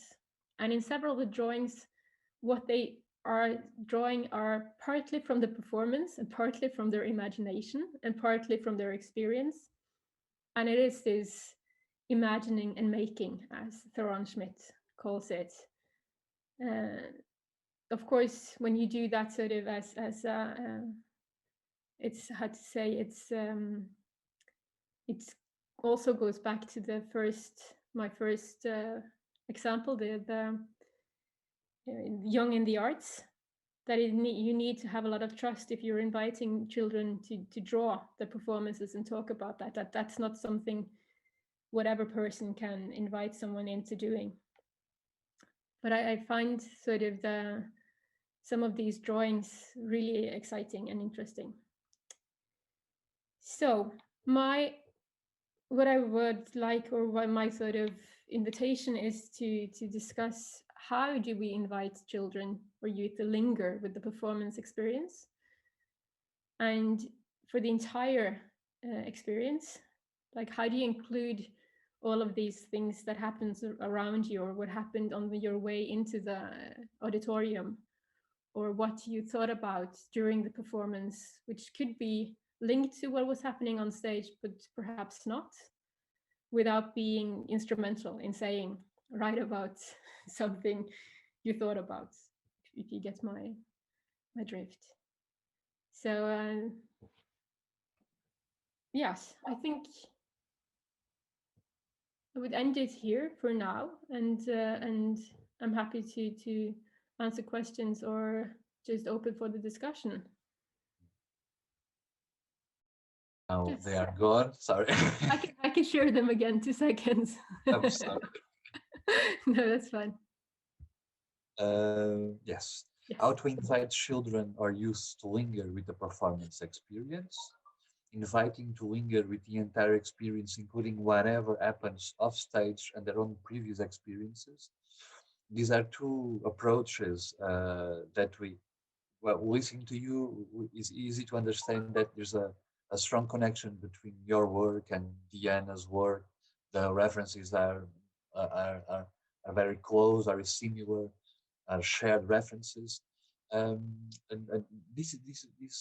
those two questions can be, I think, good questions to throw to the audience and try to, these are open questions, and all the things that the projects and the experiences that you've been presenting and introducing to us are tentative responses, answers to those questions. We can say. Yes. I can copy them out and put them in the chat. Yes, please. Yes, please. It would be helpful.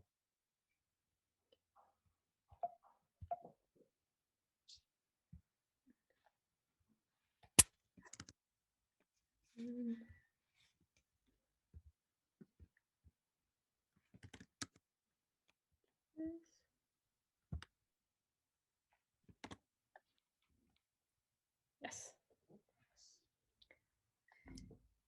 Thank you, Anette, for your presentation, and it was very interesting. And this idea of going into the experience of children and young adults or teens, what do they get from the plays? And that leads me to think about how do they receive, and how do creators, critiques, adults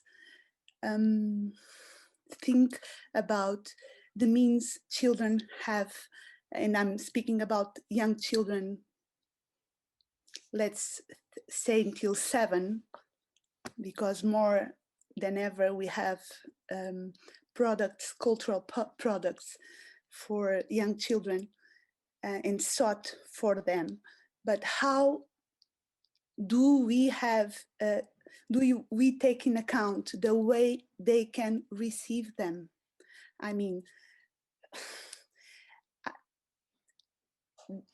making it accessible means to know a lot about children development, and means that not just a sensorial experience, it's enough, or an intellectual experience is enough. And my experience tells me that we are a very intellectual kind of actual society, in a good way, and most of us tend of create, because we are like these products thinking about children, but they are a lot about conveying concepts and ideas in an intellectual way, even though we add music, sensuality, or colors, or space, or movement. But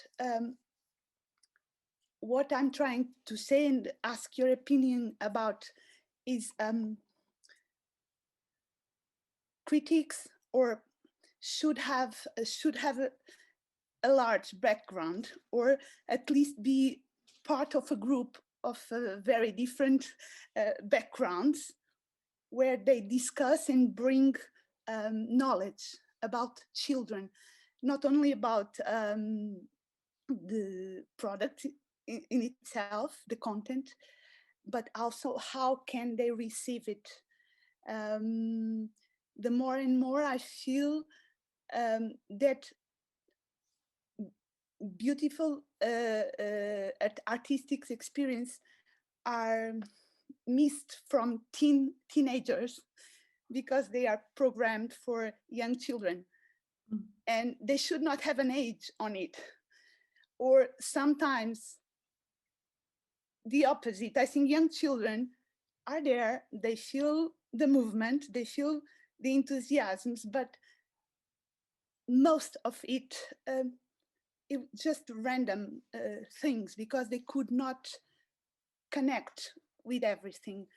So what I'm saying, and I'll finish, it's in order also to help creators, the critique should be, for young children at least, a large group of different professionals in the realm of culture, education, and different, I work with books for children, and that happens to me a lot in my specific field, and I tend to open, but even mixing people from different products, they should connect, they should create groups, larger groups.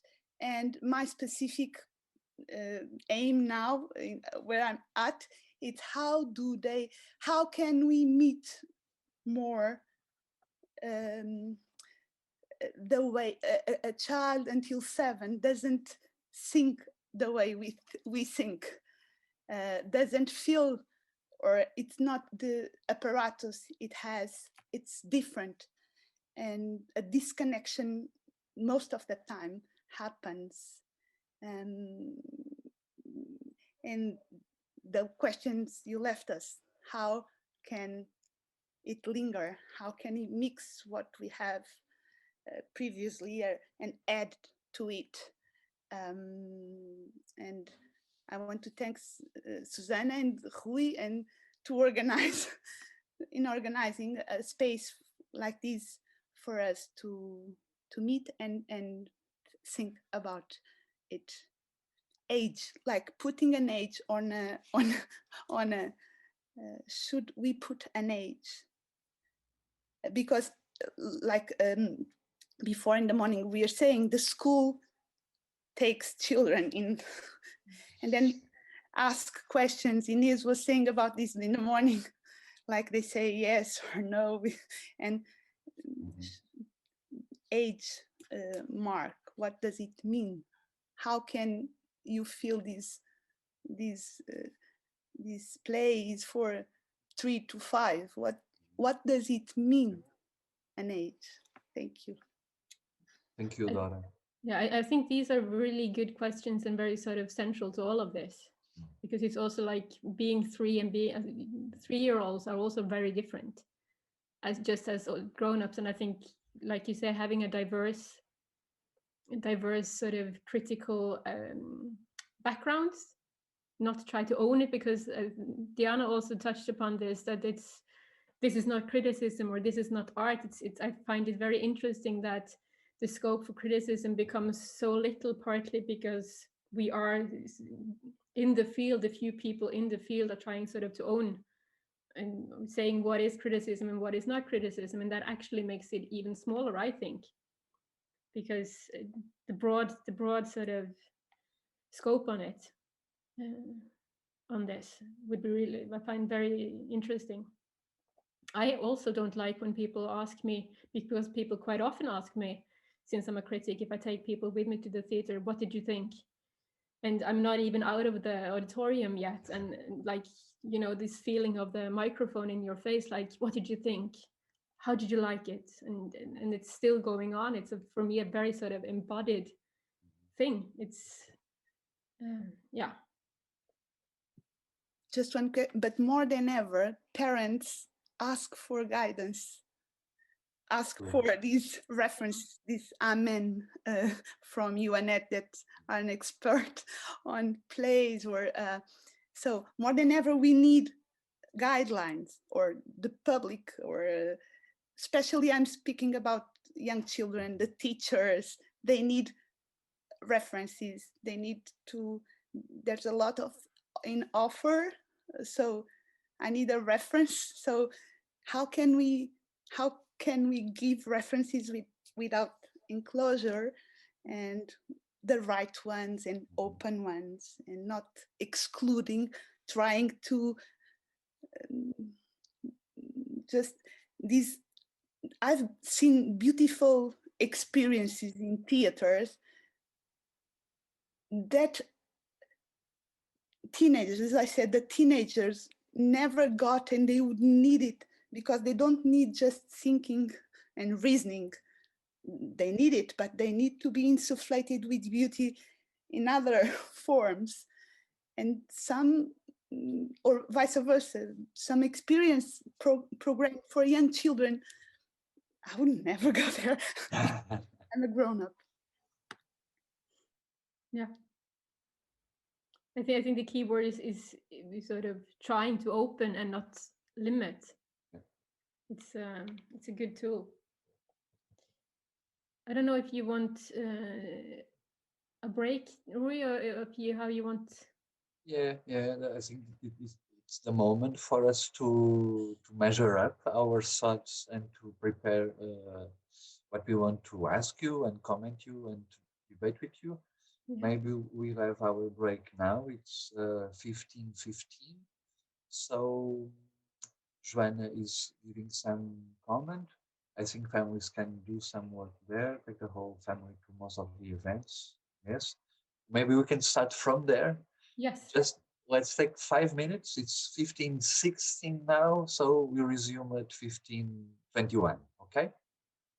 I'll see you all in in a moment. Thank you. Hello again. So we are resuming our work, our discussion.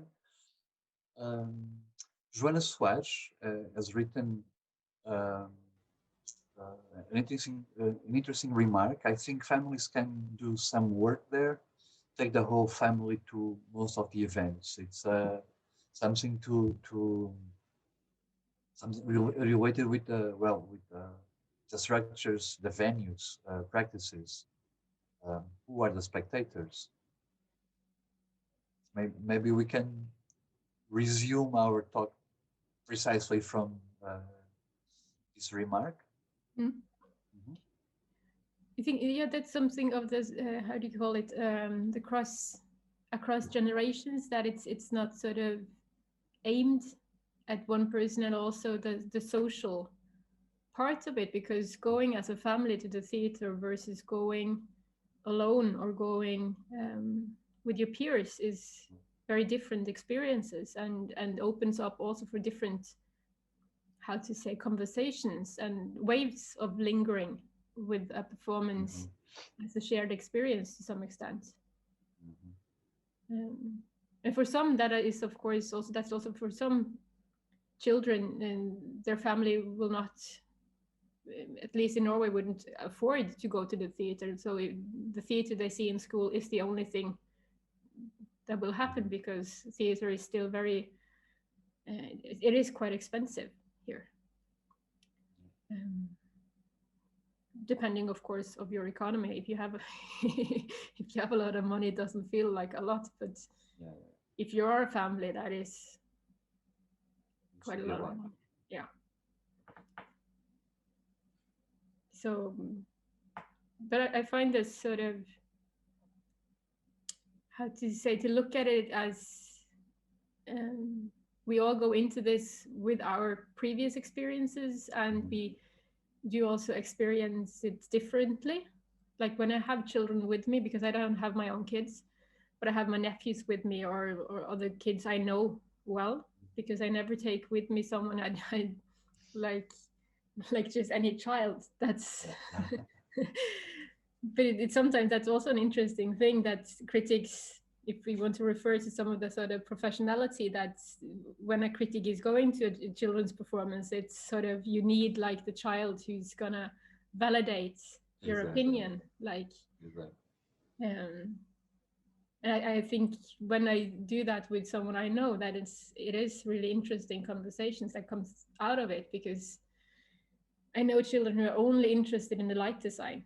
The only thing they look at is like the ceiling, is you know, or the sounds, or you know, we have different scopes and interests, and facilitating that, and not only looking at quality, or very often plot, you know, what's happened.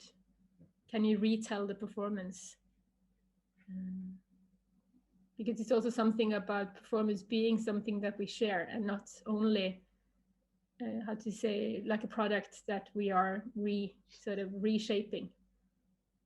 And I see there's a comment here now. Sometimes we need to provide other experiences beside watching a performance. Yes, children are very fascinated by beyond stage, and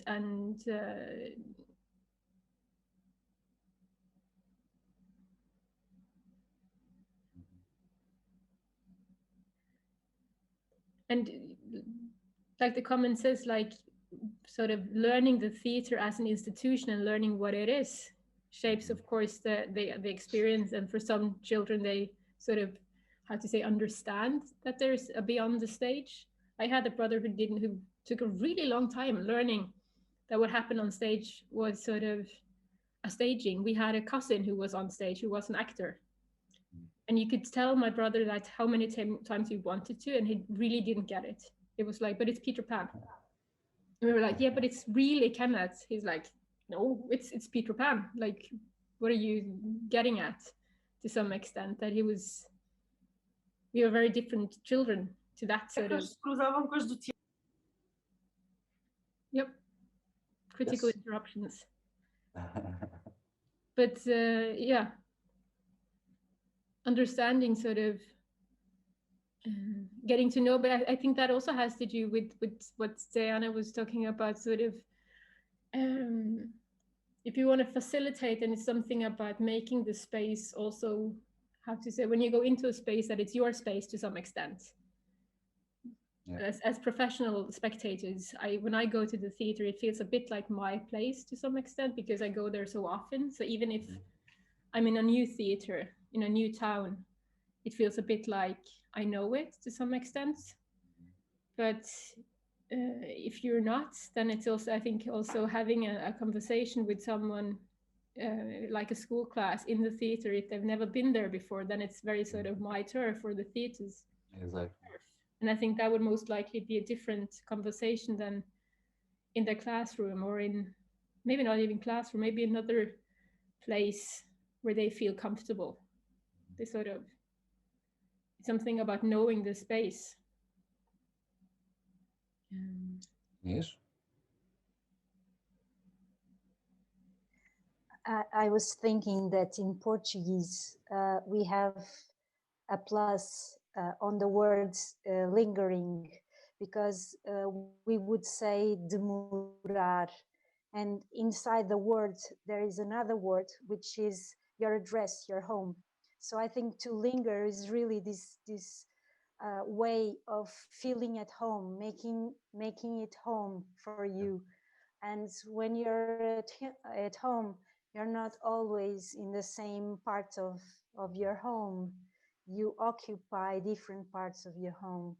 So I think actually in Portuguese we have this plus on the word, which means feeling at home and also having the time to feel at home. So it's not just that you repeat the experience, is that you really have the time to enjoy the experience.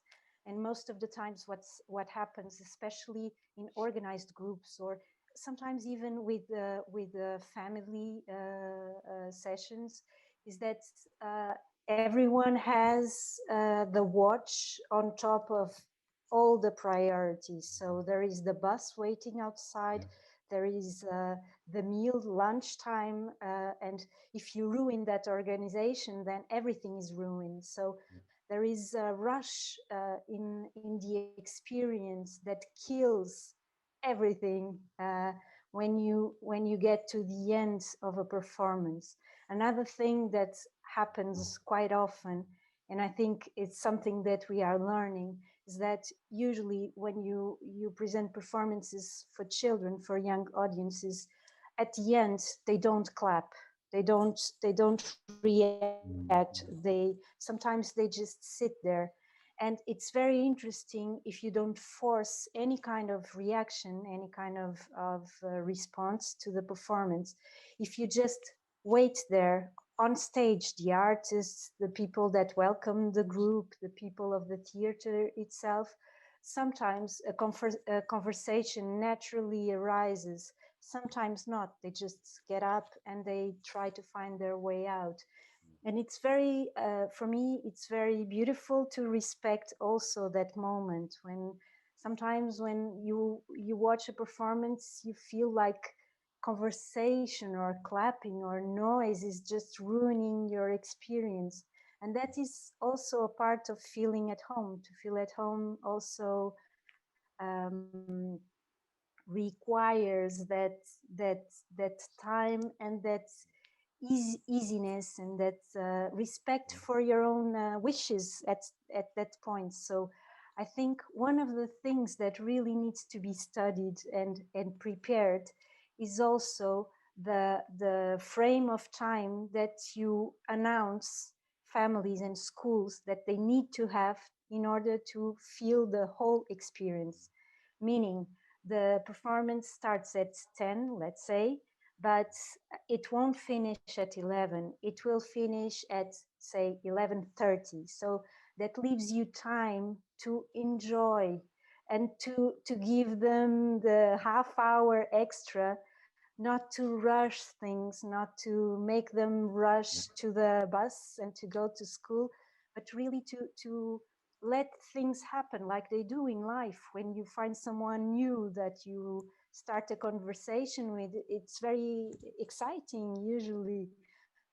So if this happens, then you really need to have open formats, not a fixed format, because different performances ask different ways of lingering. I really believe this.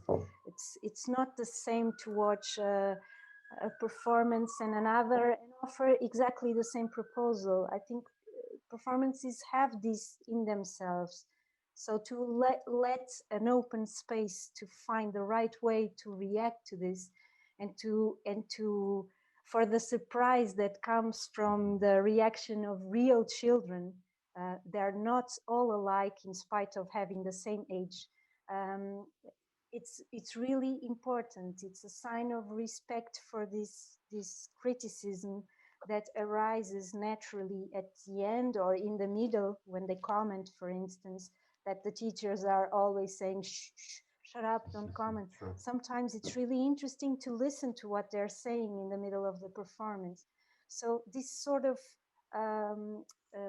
open formats of lingering, I think are really important, and we need to train this not only in the theater, of course, but really in our lives to give time and let space to let everyone feel at home, demorar-se, find home in that time. So thank you. But even the people at the theater sometimes are the ones rushing people out. So it should be something very specific about performances for children, and should be a culture not only for teachers but also for, there's some few places that have directors like Suzanne that have a culture, but most of them, sometimes or most of the time, the people that work in the theater rush. So there's also something that it's very important what you said, but the creators, the ones that imagine the performance should have in consideration not only the play in itself, but also the conditions. So the new culture can come with the proper proposals. So in order for you to have give this experience, I need you to not open the lights. I need these and these and these and these. And sometimes people need rules, and the free flow only react. Sometimes they need some guidelines, can be very open guidelines, but sometimes for people that never had the liberty of expressing, of just receiving or being quiet, they get lost. So sometimes teachers rush because they don't know. So it's from the inside also. We should teach them or create the space, and giving 1 or 2 tips extra the performance, that what is good, how to use this space, how to use this experience, not formatting, but like what you do with children, like you can play freely, but this is the boundary and this is boundary, and here you can use it freely. So it's a culture that has lots of point of views and should be sought. I think that we are realizing that we are not only discussing different roles of criticism or different critical traditions, but also different theatrical traditions. If during almost the majority of the 20th century, we look at theater as we look at the performance as something that was finished, that was a result of a director's work. All the signs were assembled according to his uniqueness and specific look and look at the world. From the second half of the 20th century, things began make a turn. They made a turn. They made a performative turn, and things as lingering with a performance became more evident for spectators, and also forcibly with critics to continue with the performance, to engage subjectively and with our home, with our interior home, as Inês was mentioning, became a part of the theatrical experience. And sometimes we are trying to address things with not the proper tools. When someone at the end of a performance asks, "Do you like it?"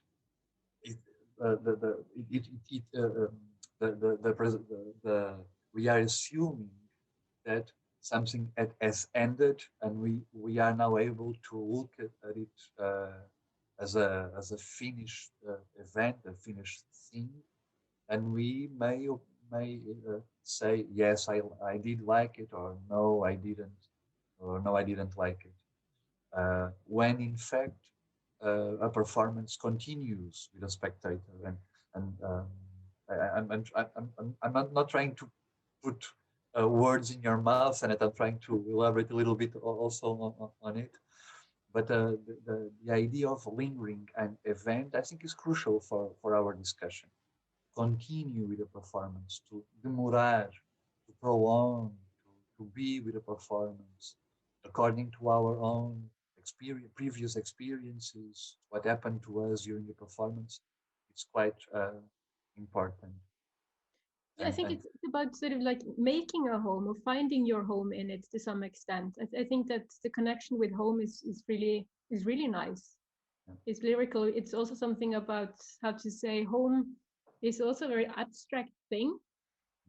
For the last year, I've been mostly in what is now called my home, but it's actually someone else's home. So, you know, I've been living in someone else's apartment. So it's also this sort of home is also something that's for me changes all the time, but it's still this, I have something I call home still, and I know this. And it's also something about lingering with the performance and find how to say, what sort of home I can make in it, which is what I find interesting as in my own practice, and what I would be interested in inviting into, and not defining what it should be, not because I've been doing a lot of these sort of criticism courses where you say, you know, this is a review, and you know, a review needs to have these things. And I think still it's important to have that as well, because the review is also a very sort of defined format.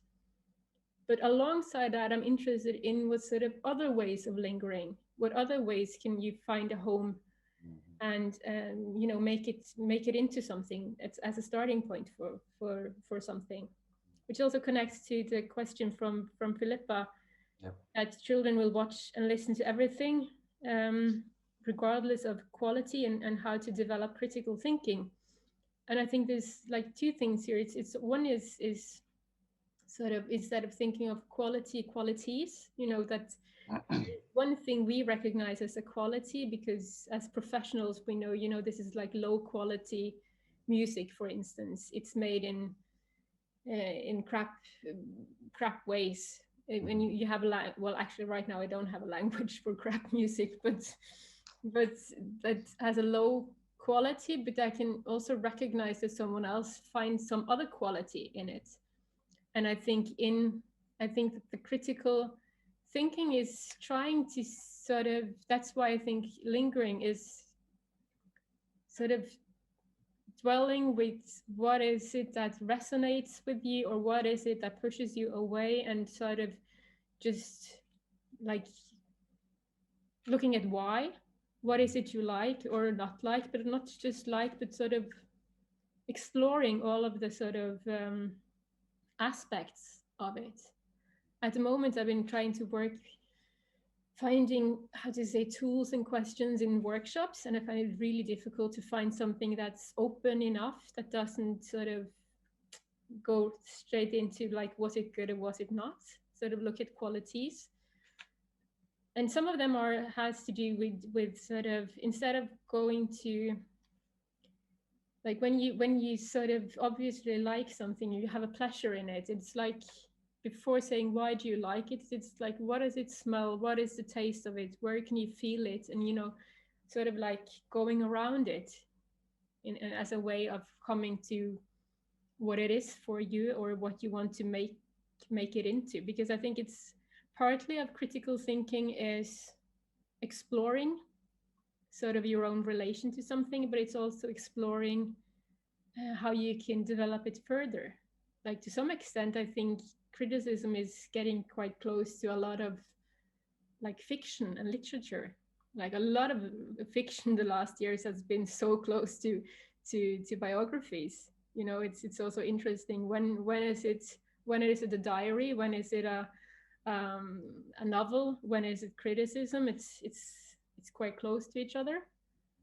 And instead of trying to be sort of strict on the boundaries, I just find it interesting to see this meeting, like you said, a meeting with a performance. What can this be? And like you said, Ines, that's meeting a new person, like having a new conversation. That is also like an event that goes into something. And sometimes it feels a bit like some performances are almost like friendships. It's or this person I met and I'm not sure if I like them, and I keep sort of thinking about it. What is it? It's something. It's made me uncomfortable, for instance, and I can spend a long time trying to understand why I get so uncomfortable, or why. Also recognizing, sometimes I can recognize something has really low quality and I just really like it. Yes. Which is also like, why is it? So I think also it's crucial what you're saying about time, having the time, not sort of to hurry through these things, but have the time and care and trust enough in a relation to sort of have the discussion, either with yourself, because writing for me is a bit like having this discussion partly with myself, but I also know it's maybe going to be published somewhere. So I'm already sort of in dialogue with the unknown other, the absent other, the absent reader, as the book was called. And I think this is also plays into how you go into critical sort of thinking and writing, if I'm making sense. Yeah. Can I? Of course, Claudia. Hola. Hello, Anette. Thank you. I would like to add another thing regarding these ideas you were talking about, which is how can we challenge young children to elaborate when sometimes they feel so anxious about having a right or wrong answer. And it's often we leave the theater and they ask us, what did that mean? Why was the actress doing that? Or why the actor disappeared? Or why did they move? And how can we have the tools to mediate these situations without closing it in right or wrong answers, and helping them not to feel lost when they are dealing with this uncertainty or this blank sheet? I don't know.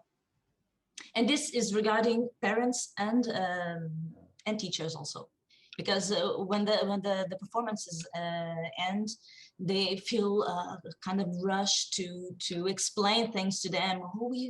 What if I don't have the right answer to tell them? So it's a kind of a lost feeling, both from children and parents or teachers also. What do you think about that? I think it's a really good question, and I think it's like, I think that's one of the things I'll be struggling with for a long time, because that is the crucial. And I think it's actually the same with adults, actually, because it also in a room with peers, it's very easy to feel like someone is actually asking you, and it looks like an open question, but you feel like you're actually asking for something specific. It feels like a trick question. So I totally get why kids have this. And in my experience, the closest I get is if I do very abstract questions that very obviously doesn't have any sort of, doesn't have a right or wrong, because it's sort of, it feels a bit almost like unconnected to the thing. So I'm like, one of the things I've tested is like, where do you feel it, or where do you remember it, or things that's very sort of subjective, and it's impossible to sort of be wrong, because if you can feel it like in your shoulder, then that's where you do. That's if I feel it in my head and I can explain why, then it's sort of that's abstract questions are good for that, but at the same time it can also lead, in my experience, to uncertainness, because you don't understand the question. It's like, what do you mean feel? Where do I feel it? But when I've tried it and had groups that have been open, that's where I got the most diverse answers, and also the answers that really included sort of the entirety of the sort of the experience. Like I can feel it in my head because the music was so loud, or I can feel it in my stomach because I was laughing so much. So you sort of have these the openness that's very connected to sort of the experience, the element of experience. And then I find it a bit easier to go to sort of some of the common things. But like you say, trying to find questions that stay open and don't close it. And I also think it's vital to sometimes be in the position yourself to just have this feeling. Like I have sometimes have the experience of someone asking me a question. I think like, yeah, this sounds like an open question, but I'm quite sure you actually want me to say something specific. Yeah. So now I'm sort of like searching for what's the right answer. So having sort of also that experience in the body and remembering this when you go into the situation as a part of sort of trying to avoid the master class format, because the master class can be really good for many things, but it also tends to be sort of the expert. And if we're exploring or lingering with the performance, then I'm not really an expert. I'm an expert in my sort of experience and not in yours, because that's a totally different thing. And yeah. And I'm hoping that the pandemic will make it a bit sort of more possible to meet in physical rooms, so I can actually go to the theater with the youth and do sort of more how to say some of these conversations. Because yeah.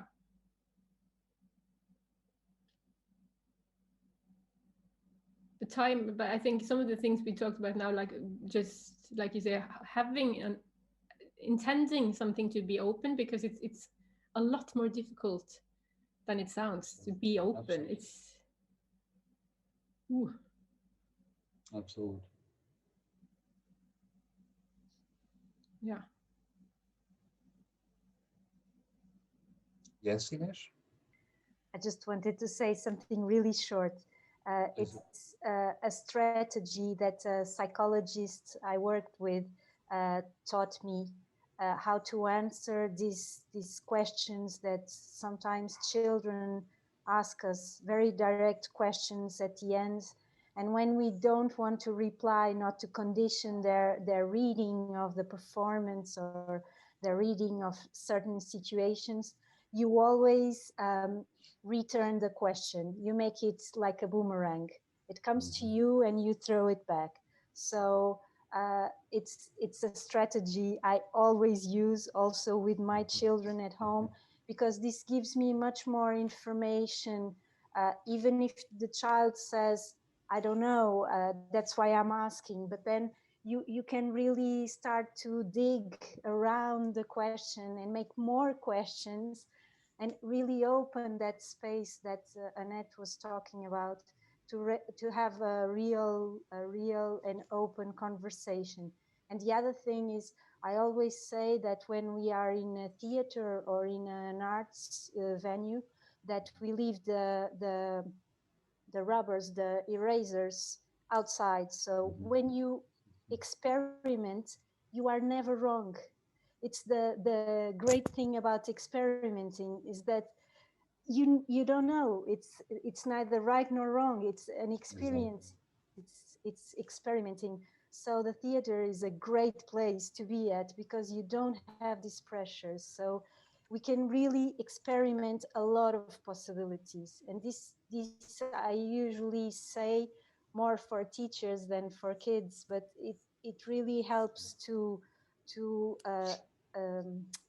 deconstruct this idea that there is a certain answer, a certain reading, right and wrong reading of a certain performance or experience. Yeah. To avoid the right or wrong is sort of, but it's also really a lot more difficult than it sounds. One very practical thing I did once, and was because it was just to bring in a completely random object that didn't have anything to do with the play, and ask what does it has to do. And because it was not conversant, it didn't belong to the play, you had to put your reasoning connecting to that outside object.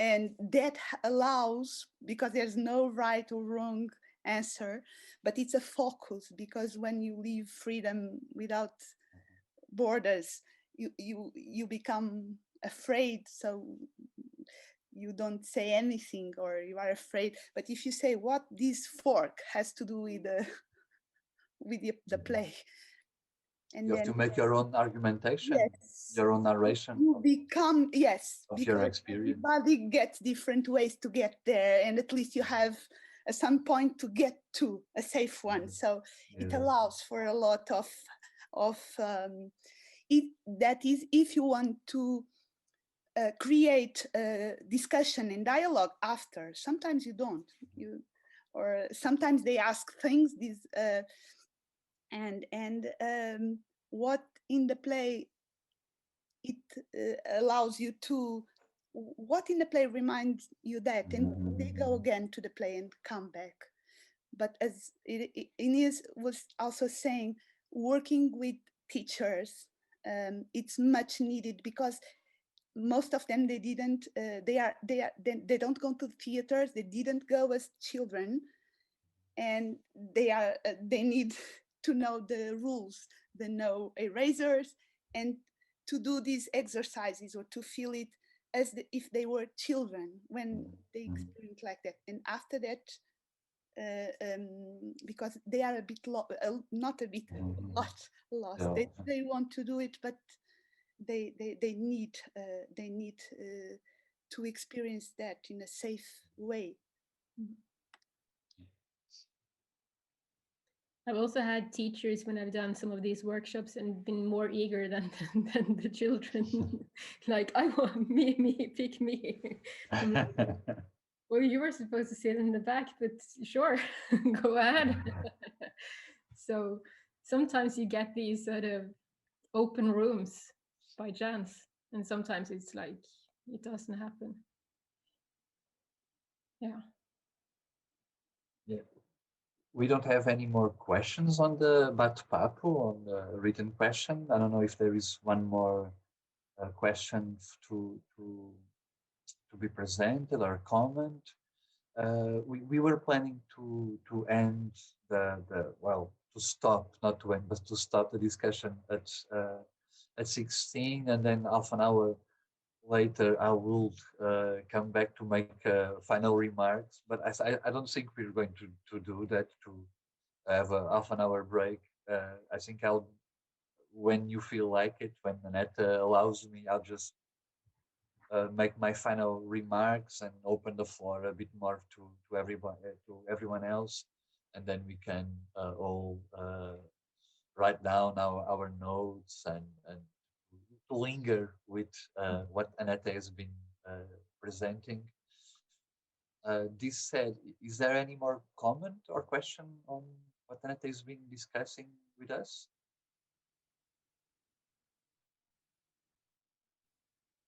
If not, I will happily move on to our final moment of this conference. I won't dare to make a short version, or to sum up what have been discussed since this morning with Diana and then with Anette, but I'll try to outline four topics that have been discussed, and something with the idea that we can all linger on with these ideas and resume the discussion when we can, when we find another context to do it. And one thing that strikes me listening to Diana and Anette is that we often use the word crisis here, or at least me and Susanna introducing the conference, we use the word crisis. There is no criticism. We debate, we struggle, and we look at what's around us, and there is no theater criticism or performance criticism for young audiences and so on. But one thing that strikes the most is that the problem with criticism is not a problem with criticism, it's a problem with our lives in general. It's not a problem for those few people who write about performances on a newspaper or a journal or a blog or whatever. The problem is not precisely on what happens in that context, but is what is happening with critical thinking. How can performance, how can theater and performance how can theater and performance be a helpful tool to build on critical thinking? And critical thinking is not only necessary to understand the performance, to linger with a performance, to deal with a performance, but is obviously necessary to love, to eat, to live, to have a fruitful life, so to say. And this is my first comment. There is two words that we've been dealing with during this day. One was brought by Diana with the messy criticism, this something that is not organized, a messy criticism. And the other word brought by Anette, the word lingering with a performance. And the two words, these two words, they kind of echo a critical attitude, more based on the experience, more based on the phenomenological event of the performance than in its semiotic structure, than on reading a sign that is planted by the director or directress in a performance. So we can assume there are at least three different fields of discussion that we've been entertaining during the day. And the first field, I think, it's on what regards the formats for criticism. Which formats can we build on? We've been discussing about affect theory, about participation, about collaboration and collective works. We've been discussing effective and social approach, effective spectatorship, as Anette has mentioned, performative writing, citizen criticism. All these are formats that we can think of, that we can elaborate on, but they are formats to write or to deal or to draw about or to think about the performance. But we are discussing formats. A different field, I think, it's what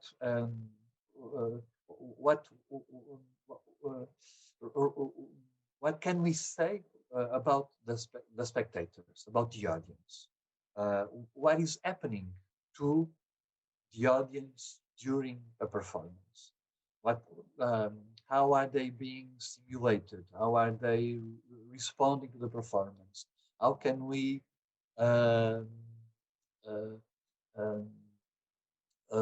read what is happening to the audience, and then how can we make that more clear through workshops, through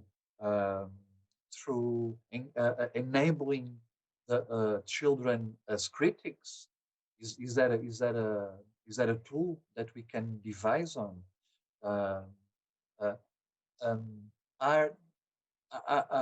Is every spectator a critic of the performance he or she has just attended? So this is that can be a second field for discussion.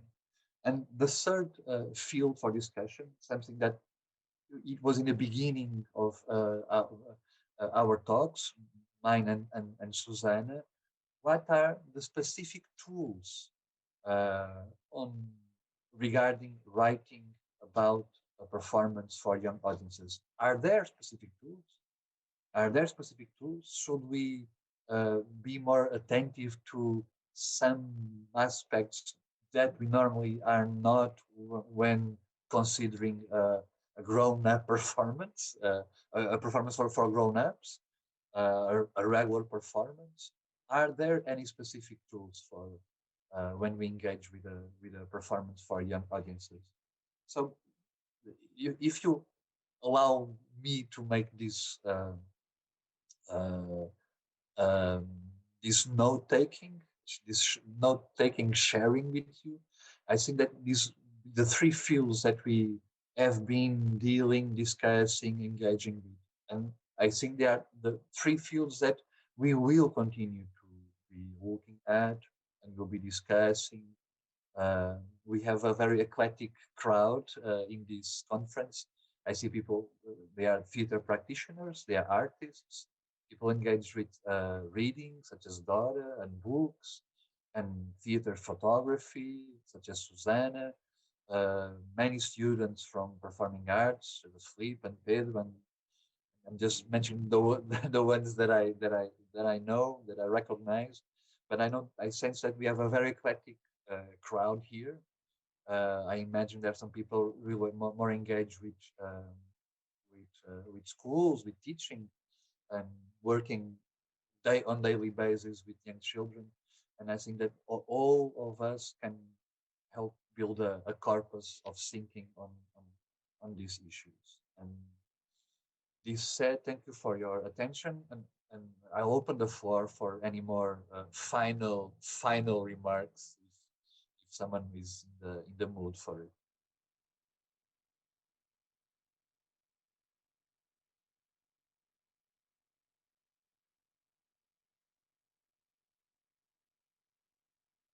Following this awkward silence, I'll ask Anette if she wants to say something else, just as we are approaching the end of this session. Thank you. I would like to say just thank you both Susanna and Rui for inviting me, and for all of you for this wonderful talk. And just to pick up slightly on the last point of the specific tools, because this sort of touches upon what we talked about initially about sort of children and youth as this specific audience, and you know, what do they need as this specific audience. And I'm part of a podcast where we discuss theater performances and criticism. And we had one episode where we talked about sort of theater for youth and children, and sort of, you know, what is needed. Is there anything specific that you need to do when you make theater? And it was led to so many discussions. It's so sort of it's so potent, and it's interesting because I think to some extent that some of the things I take with me from all of these discussions on both criticism and theater for children and youth is also to take it with me back to sort of the adults, because there's so many things you just take for granted that it's a bit like the huge group adults to some extent. And I think to some extent actually writing to have this, to know that you're being sort of talking to and about such a wide group, like age-wise, and so many people that have so different experiences from yourself, makes you a bit better I'm not very fond of words like better, because it's sort of, but I think it has actually made me a better critic in general to write in this specific field, because it's so obvious that there I have some things that I don't understand, and that sort of I have to listen differently when I go to these performances and write about those performances, and I try to be more attentive also in other performances to some extent. It's something about the listening. Yeah. So Sure. thank you for sort of. Thank you, Anette. Thank you. And as we approach the end of our work and of our Posso session, só fazer uma pequena intervenção mínima? May I? Of course. Hello. Hello. I'm so sorry I was not able to be with you the entire day. I'm in the middle of lots of work, but I want to congratulate all the team and LU.CA for this initiative. I think it's very, very important to think about it. And thank you for beginning this. I think this is exactly what it is a beginning. And thank you for doing it. Okay? I really wanted to say that. I will follow you. Thank you, Marta. Thank you, Marta. And that's precisely what it is. It's just a kickoff I think it's very important. I always remind, maybe you already said it, but I always remind the sentence of Chekhov, when people ask him how he used to write to children, and the answer was exactly the same way I write to adults, but better. And this better, exactly. It's something that we should aim also in criticism, and this aim should be bigger than the institution of criticism, should be really a re-educational program for us as spectators, and also a political way to bring attention to the work is being doing so incredibly on these artists that work with the performance and theater, that doesn't exclude those that are yet children. They are only that, yet children. They are citizens already, they are humans already, but they are not excluded. And the language these artists are playing with is very strong. And I see a seed of future in this work.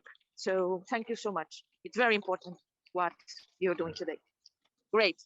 Thank you, Marta. Just let me tell you that all the sessions, the morning session with Diana and with Anette in the afternoon, they have been recorded, and they will be subtitled in Portuguese, and they will be available for further viewing in LU.CA's website. So perfect. And this is not the end of the discussion. This is just the beginning of the discussion.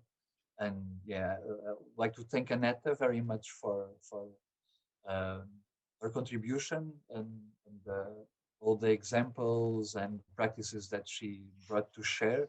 I know this is not the last time we'll be annoying Anette for giving us her approach. Thank you, Susanna. Thank you, Anette. Thank you all for your incredible participation and listening.